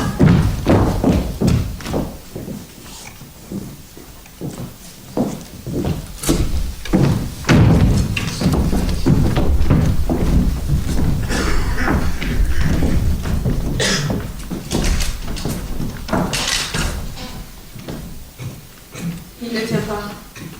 Et pourtant, il est grand temps maintenant. Pourvu qu'il... Ah, le voilà. Entrez, il n'y a personne. J'ai trouvé chez moi un mot de vous. Qu'est-ce que cela signifie? Il faut absolument que je vous parle. Ah bon? Et cet entretien doit absolument avoir lieu ici, dans cette maison? Oui, chez moi, c'était impossible, je n'ai pas d'entrée indépendante. Entrez, il n'y a personne, la bonne dame et l'Elmer sont au bal au-dessus. Tiens, les mères dansent ce soir, vraiment. Oui, pourquoi pas. Krogstad, nous avons à parler tous les deux. Tous les deux? Avons-nous encore des choses à nous dire? Nous avons beaucoup de choses à nous dire. Je n'aurais pas cru. C'est que vous ne m'avez jamais bien comprise. Mais y aurait-il autre chose à comprendre que ce qui est clair comme le jour? Une femme sans cœur est conduit un homme pour qu'il se présente à partir plus avantageux. Mais croyez-vous que je sois sans cœur à ce point? Et croyez-vous que j'ai rompu d'un cœur léger? Vraiment? Krogstad, l'avez-vous vraiment cru? Mais dans ce cas, pourquoi m'avez-vous écrit comme vous l'avez fait? Mais je ne pouvais rien faire d'autre, puisque je devais rompre avec vous. C'était également de mon devoir que d'extirper de votre cœur tout ce que vous ressentiez pour moi. Ah bon? C'est ainsi. Et cela uniquement pour de l'argent. Vous ne devez pas oublier que j'avais une mère sans ressources et 2 petits frères. Nous ne pouvions pas nous attendre, Krogstad. Vous aviez des projets si lointains à ce moment-là. Soit. Mais vous n'aviez pas le droit de nous repousser pour un autre. Je ne sais pas. Maintes fois, je me suis demandé si j'en avais le droit. Quand je vous ai perdu, ce fut comme si le sol s'était dérobé sous mes pieds. Et puis à présent, regardez-moi. Je suis un naufragé sur une épave. Et le salut pourrait être proche. Il était proche, et puis vous êtes venu me l'enlever. C'était à mon insu, Krogstad. C'est qu'aujourd'hui que j'ai appris que c'était vous que j'allais remplacer à la banque. Je vous crois puisque vous me le dites. Mais maintenant que vous le savez, allez-vous y renoncer? Non, car ça ne servirait à rien. Servir. Moi, c'est ce que je ferais tout de même. J'ai appris à agir raisonnablement. La vie et la mère nécessité me l'ont appris. Et moi, la vie m'a appris à ne plus croire aux belles paroles. Alors, la vie vous a appris une chose fort sensée. Mais aux actes, il faut bien que vous croyiez tout de même. Comment cela? Vous disiez tout à l'heure que vous étiez comme un naufragé sur une épave. J'avais sans doute de bonnes raisons de parler ainsi. Eh bien, moi aussi. Je suis comme une naufragée sur une épave. Personne à qui me dévouer, personne qui ait besoin de moi. Ah, mais c'est vous qui l'avez voulu. Mais je n'avais pas le choix. Et alors? Krogstad, si maintenant nous deux naufragés, nous allions l'un vers l'autre. Qu'est-ce que vous dites? 2 sur la même épave, c'est tout de même mieux que chacun sur la sienne. Christine, Pourquoi croyez-vous que je sois venue en ville? auriez-vous eu une pensée pour moi? Il faut que je travaille si je dois accepter de vivre. Tous les jours de ma vie, aussi loin que je me souvienne, j'ai travaillé. Et ça a été ma meilleure et ma seule joie. Mais maintenant, me voici tout à fait seule au monde.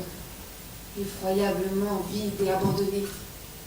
Et il n'y a qu'une joie à travailler pour soi-même, n'est-ce pas? Krogstad, apportez-moi quelque chose ou quelqu'un pour qui vivre. Je ne vous crois pas. Ce n'est rien d'autre que de l'orgueil féminin exalté et ardent à se sacrifier. M'avez-vous jamais connu exalté? Et alors, vous pensez vraiment ce que vous dites? Dites-moi, êtes-vous parfaitement au courant de mon passé? Oui, Et vous savez ce que je suis en train de payer ici? vous laissiez entendre tout à l'heure qu'avec moi vous auriez pu devenir autre. J'en suis sûr. Est-ce que ça ne pourrait pas se faire encore? Christine, avez-vous bien réfléchi? Oui, je le vois à votre air. Et quand même, vous auriez le courage de... J'ai besoin de quelqu'un à qui tenir lieu de mère. Et vous avez des enfants qui ont besoin d'une mère. Nous avons tous deux besoin l'un de l'autre, Krogstad. J'ai confiance à ce qu'il y a de plus profond en vous. Avec vous, je n'aurais peur de rien. Merci. Merci, Christine. Maintenant, je saurai me relever aux yeux des autres. Mais j'oubliais.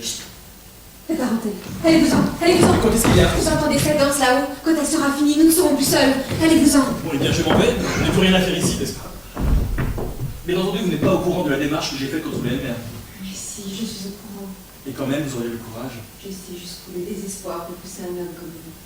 Si je pouvais défaire ce que j'ai fait. Mais vous pouvez. Sûrement, la lettre est encore dans la boîte. Vous en êtes sûr? Absolument sûr, mais... Mais est-ce là l'explication? Voulez-vous sauver votre ami à tout prix? Dites-le-moi carrément, hein. C'est bien cela? Krogstad, lorsqu'on s'est vendu une fois pour l'amour des autres, on ne recommence pas. Je vais redemander ma lettre. Mais non. Mais si, naturellement. J'attends jusqu'à ce que la mère descende. Je lui dis qu'il doit me rendre ma lettre, qu'il n'a pas besoin de la lire, qu'il ne s'agit que de mon renvoi. Mais non, il ne faut pas que vous réclamiez cette lettre. Mais dites-moi, n'est-ce pas pour cela que vous m'avez convoqué ici? Oui, dans un premier moment d'alarme. Et depuis, 24 heures se sont passées. Et j'ai été témoin ici, dans cette maison, de choses incroyables. Elle ne va pas tout savoir. Ce malheureux secret doit venir au grand jour. Il faut qu'il y ait une explication complète entre deux. Assez de toutes ces cachotteries, de toutes ces dérobades. Soit, si vous le prenez sur vous. Mais il y a une chose que je peux faire en tout cas, et il faut que je le fasse immédiatement. Allez-vous-en, dépêchez-vous. La danse est finie. Nous ne sommes plus tranquilles. Je vous attends en bas. Oui. Et vous m'accompagnerez jusqu'à ma porte. Jamais encore, je n'ai été aussi incroyablement heureux.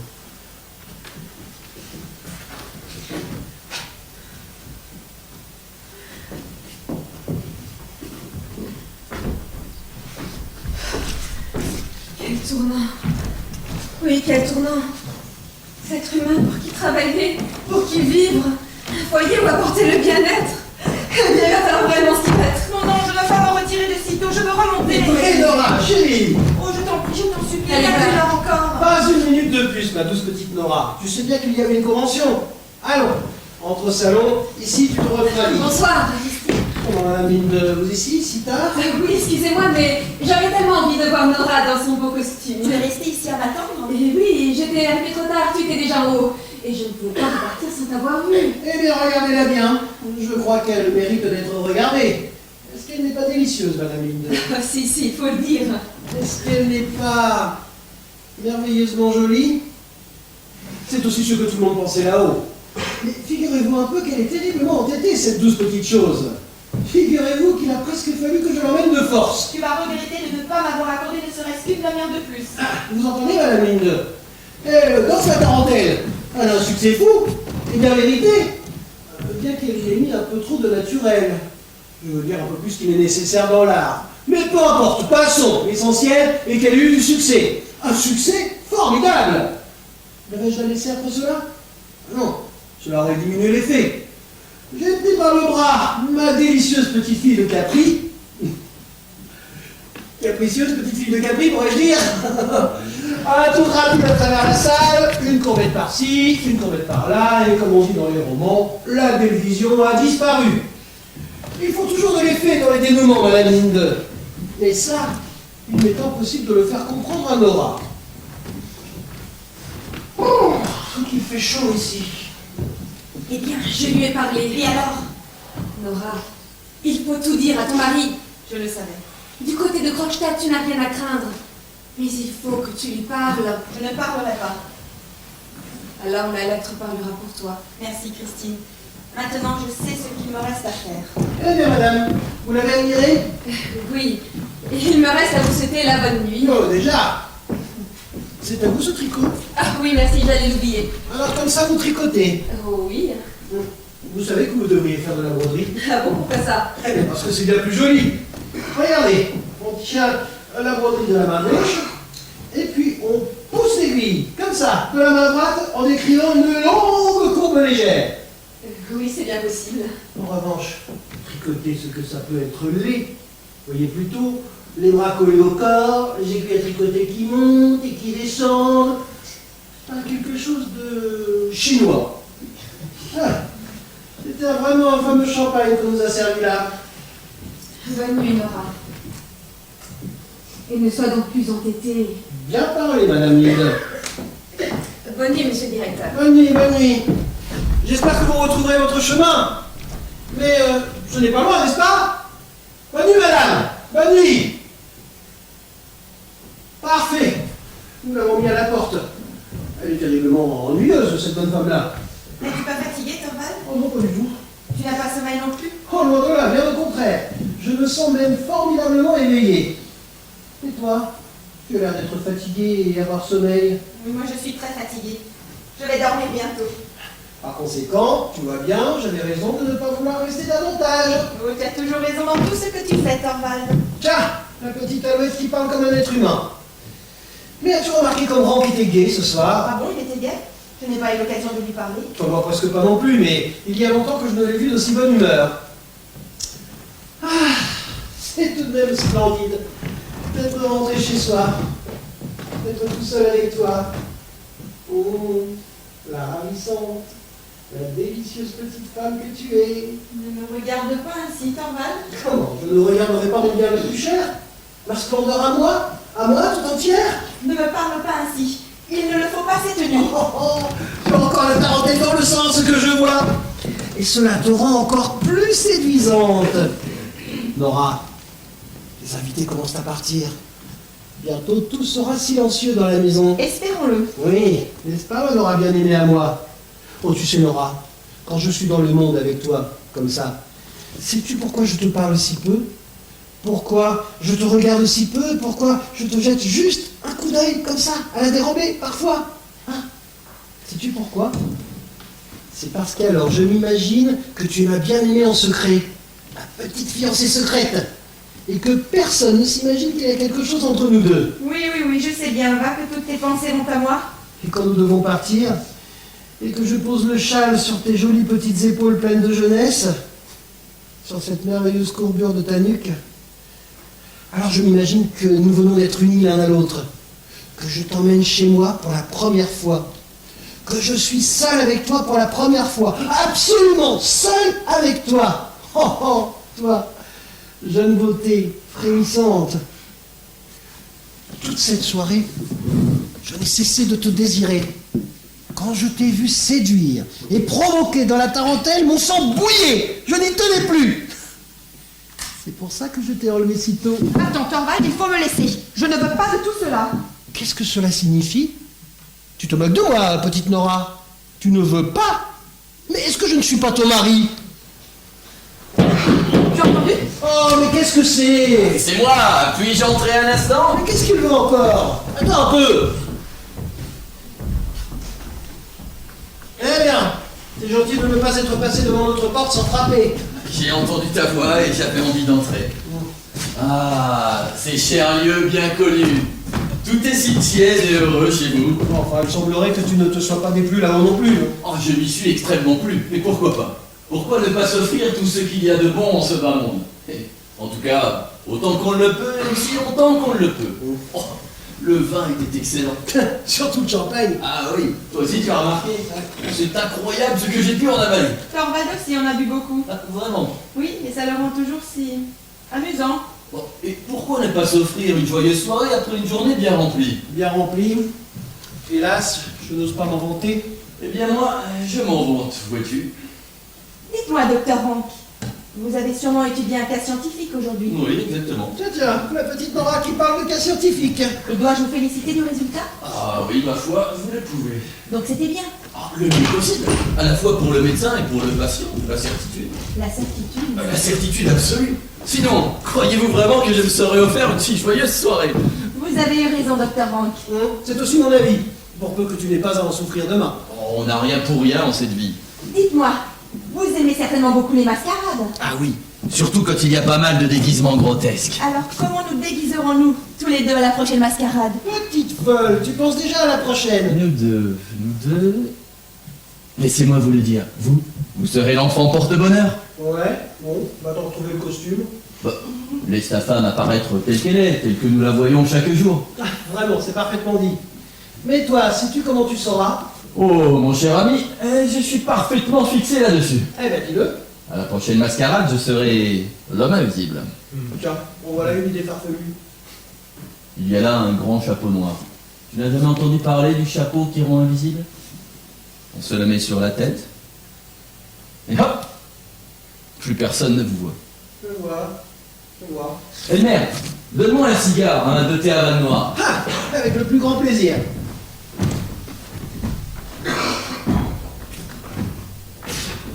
Merci, cher ami. Et maintenant, adieu. Adieu, cher ami, adieu. Dormez bien, docteur Rank.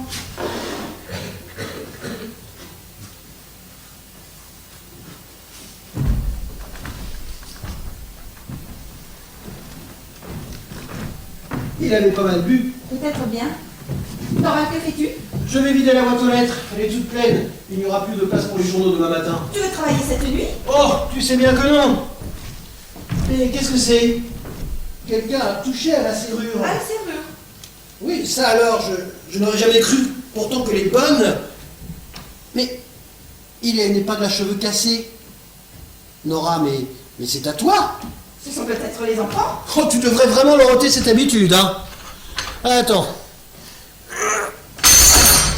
Eh ben, je l'ai ouverte tout de même. Comme il y en a. Regarde, vois comme il y en a. Mais qu'est-ce que c'est que ça?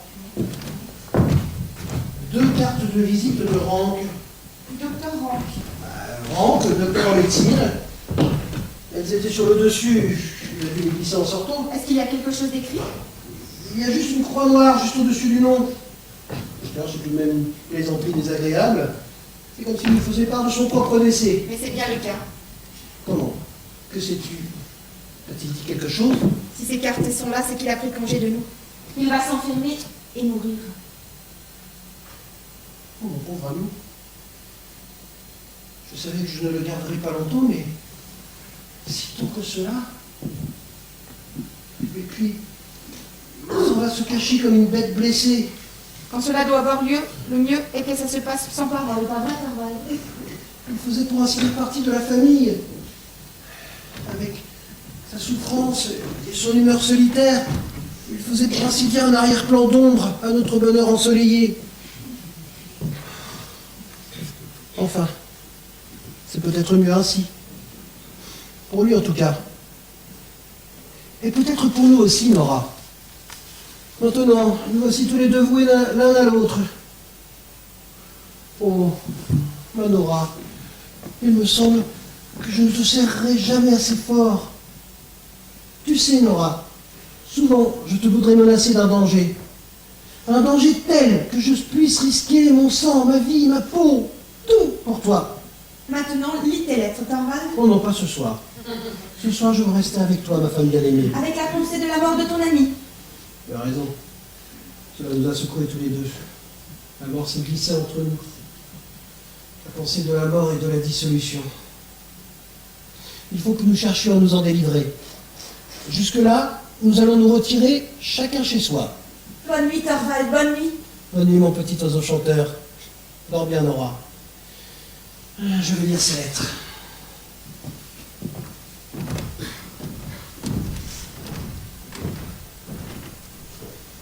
Ne plus jamais le revoir. Jamais. Ne plus jamais revoir les enfants non plus. Eux non plus, jamais.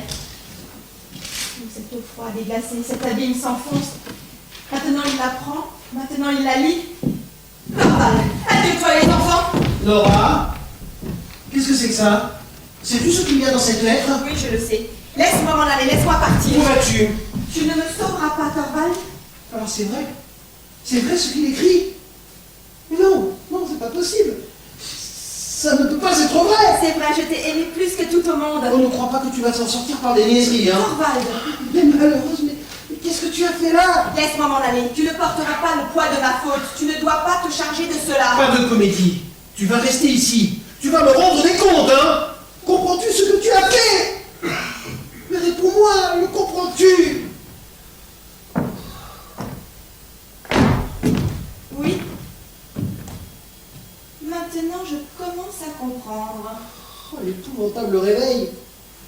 Pendant ces 8 années, elle, qui était ma joie, ma fierté. Une menteuse, une hypocrite, pire, une malfaiteuse. Oh, quelle laideur, mais quel abîme que tout cela. J'aurais dû me douter que quelque chose de ce genre arriverait. Mais j'aurais dû le prévoir avec la légèreté des principes de ton père. Oh, tais-toi! Et de ces principes tu as hérité? Pas de religion, pas de sens de devoir, pas de morale. Comme j'ai été puni d'avoir jeté un voile sur sa conduite. C'est pour toi que je l'ai fait. Et voilà maintenant comment tu me récompenses. Oui, voilà. Maintenant, tu as détruit tout mon bonheur. Tu as anéanti tout mon avenir. Oh, c'est épouvantable d'y penser. Je suis à la merci d'un maître sans scrupules. Il peut faire de moi ce qu'il veut. Exiger de moi ce qu'il voudra, ordonner, commander comme il lui plaira sans que j'ose souffle les mots. Ainsi je peux être coulé lamentablement à pic à cause d'une femme écervelée. Quand j'aurai quitté ce monde, tu seras libre. Non, pas de si malgré. Ton père aussi manipulait des expressions de ce genre. À quoi me servirait-il que tu quittes ce monde, comme tu dis? Cela ne servirait strictement à rien. Il peut tout de même ébruiter la chose. Et s'il le fait, je serais peut-être soupçonné d'avoir été le complice de ton acte criminel. On croira peut-être que je me tenais derrière, que c'est moi qui t'ai encouragé. C'est à toi que j'ai porté dans mes bras d'un bout à l'autre de notre vie commune que je dois ça. Comprends-tu ce que tu as fait? Oh oui, je comprends. Mais c'est tellement épouvantable que je n'arrive pas à m'y faire. Non, il faut redresser tout cela. Enlève ce châle. Mais relève-le, je dis. Il faut que je lui donne satisfaction d'une manière ou d'une autre. Il s'agit à tout prix d'étouffer cette affaire. Par conséquent, tout doit paraître inchangé entre nous deux. Et naturellement, seulement aux yeux du monde. Par conséquent, tu resteras ici, cela va de soi. Mais les enfants, il te sera interdit de les élever. Je n'ose pas te les confier. Dire tout cela à elle que j'ai tant aimée et que maintenant encore... Non, allons. Il n'est plus question de bonheur. Il s'agit uniquement de sauver les débris. Et reste l'apparence. Qu'est-ce que c'est? Serais-je déjà l'horreur?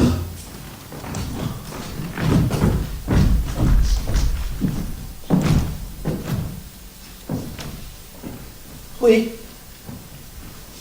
Oui, c'est de lui. Ah non, tu ne l'auras pas. Je veux la lire moi-même. Eh bien, lis. Je n'en ai guère le courage. Peut-être sommes-nous perdus, toi et moi. Non, il faut que je sache.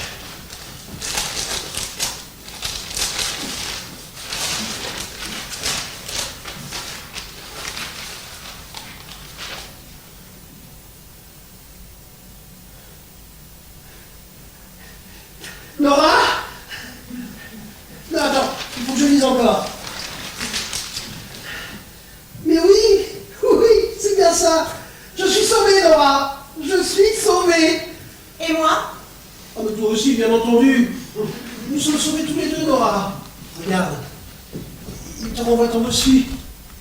Il écrit dans sa lettre qu'il regrette qu'un heureux événement dans la vie, qu'il se repent. Peu importe ce qu'il écrit. Nous sommes sauvés, Nora. Personne ne peut plus te nuire. Oh, Nora.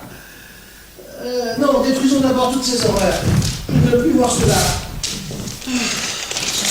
Plus qu'un mauvais rêve.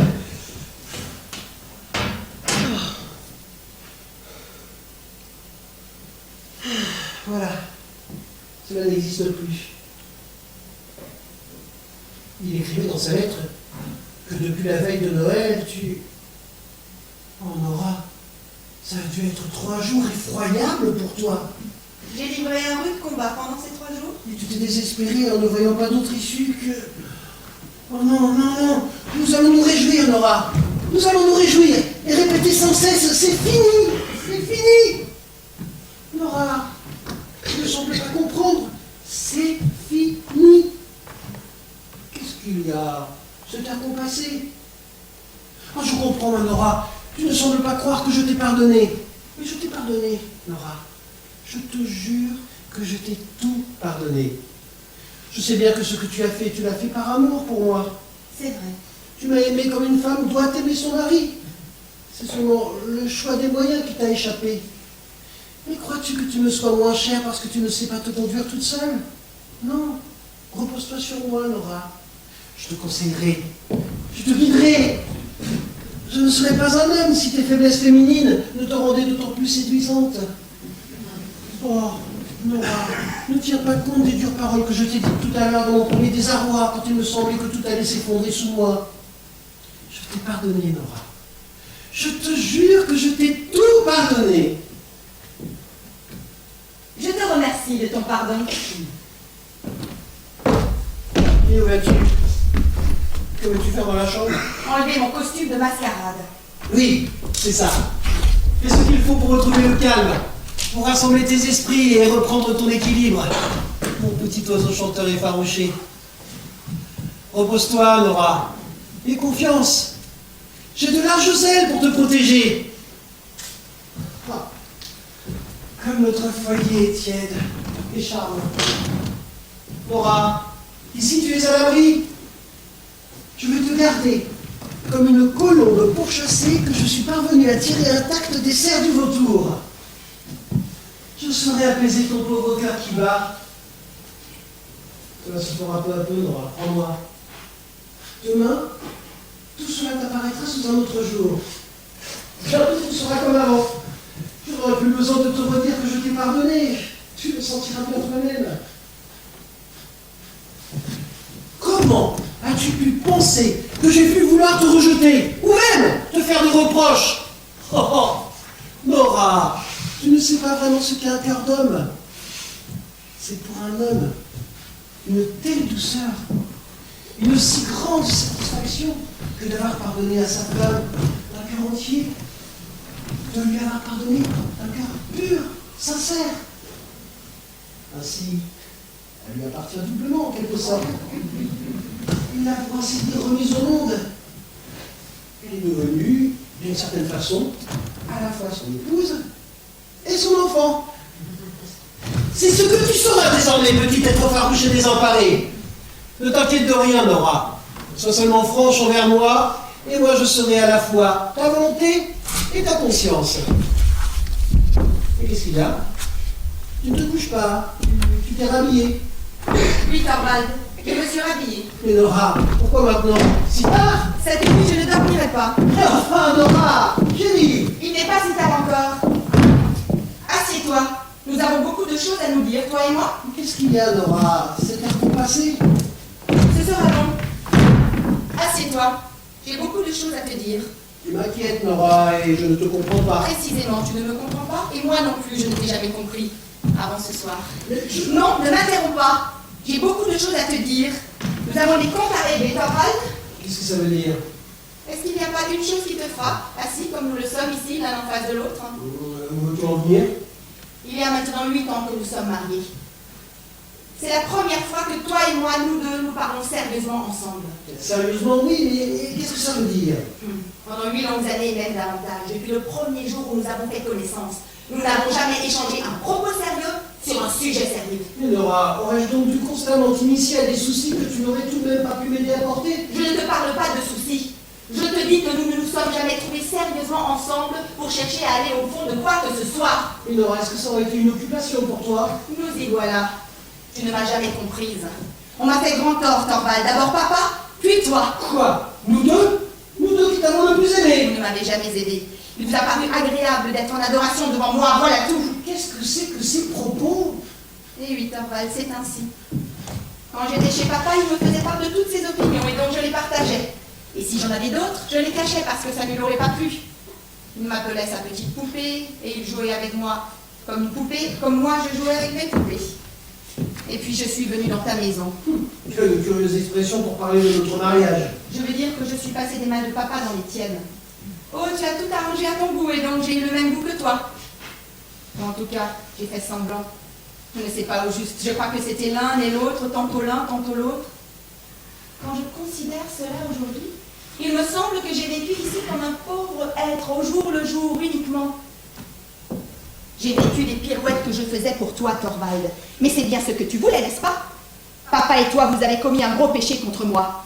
Si je suis une bonne à rien, c'est vous qui en êtes coupable. Mais tu es absurde et ingrate, Nora. N'es-tu pas heureuse ici? Non, je ne l'ai jamais été. Je l'ai cru, mais je ne l'ai jamais été. Tu n'as jamais été heureuse. Non, j'ai été joyeuse, voilà tout. Oh, tu as toujours été si bon pour moi. Mais notre foyer n'a jamais été rien d'autre qu'une salle de récréation.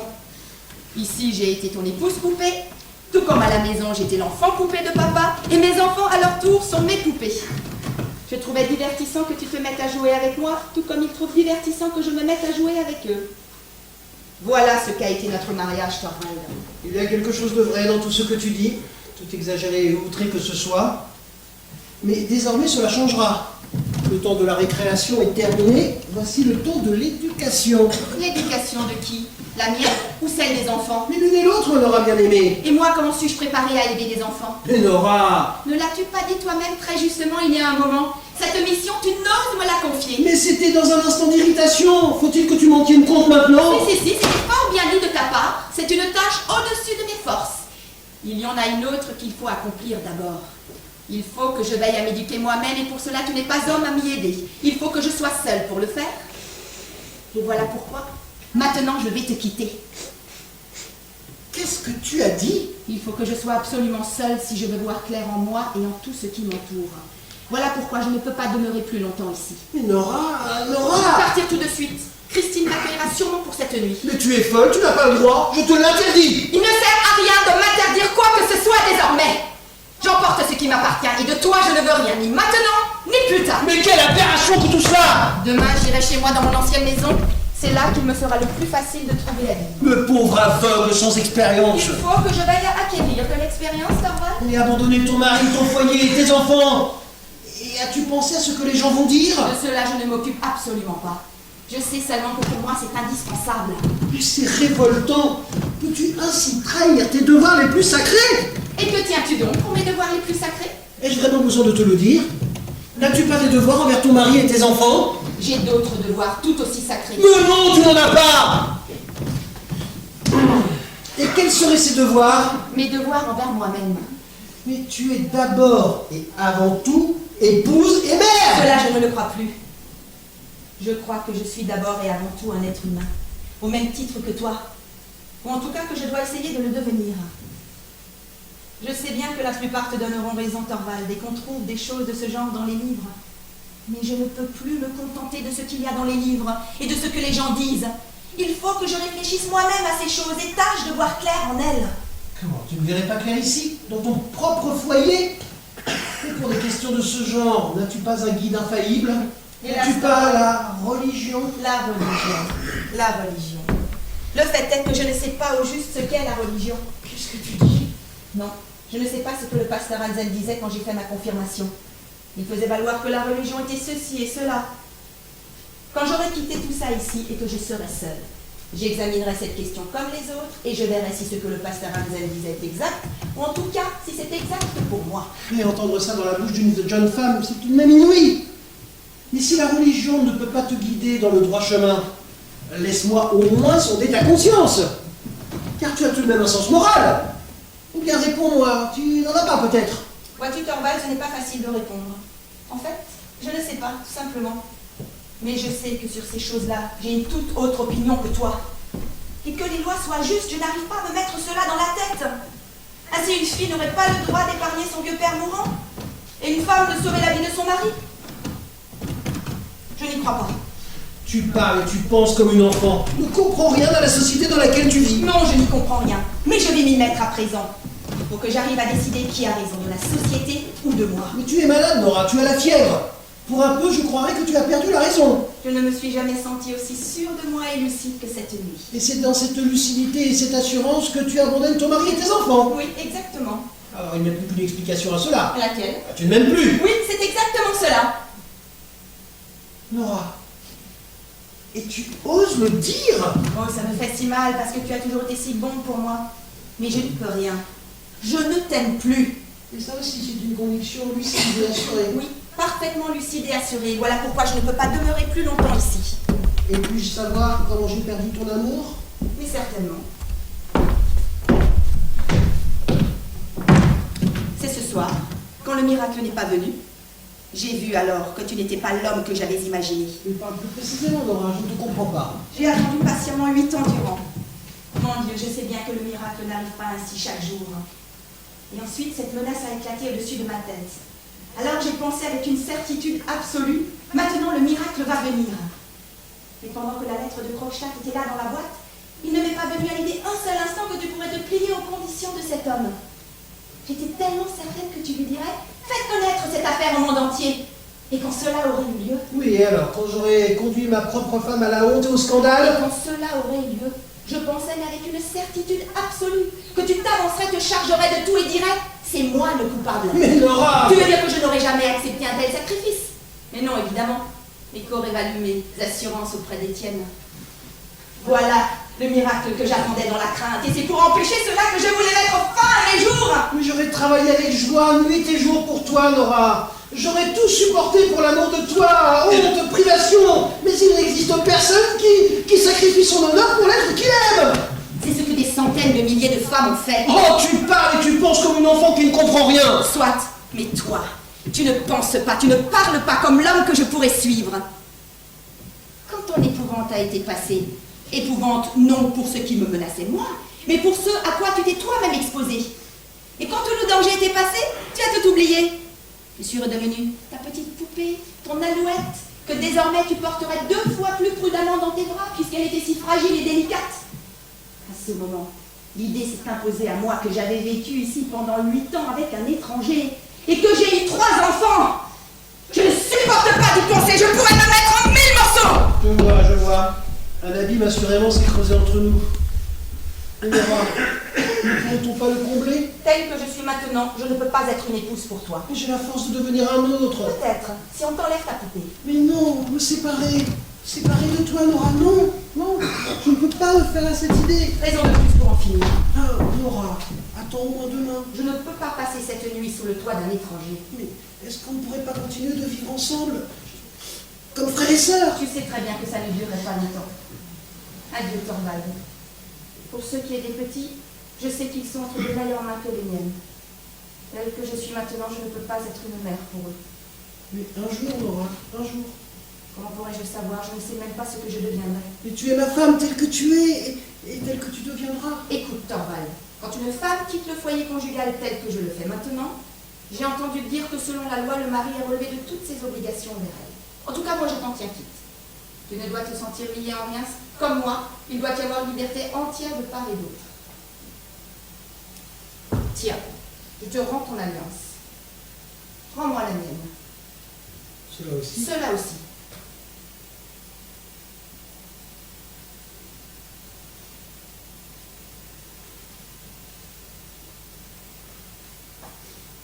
La voici.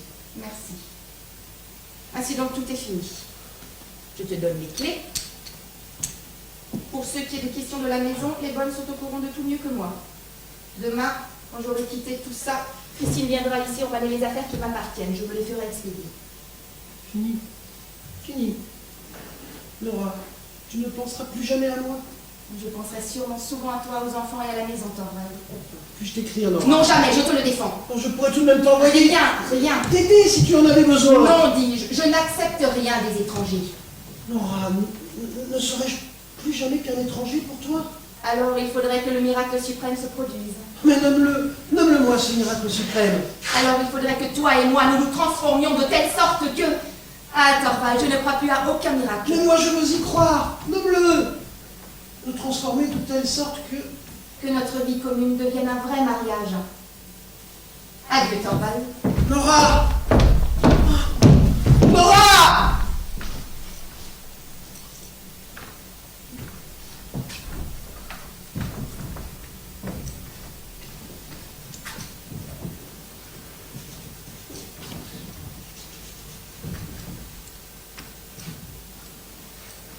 Vide. Elle est partie.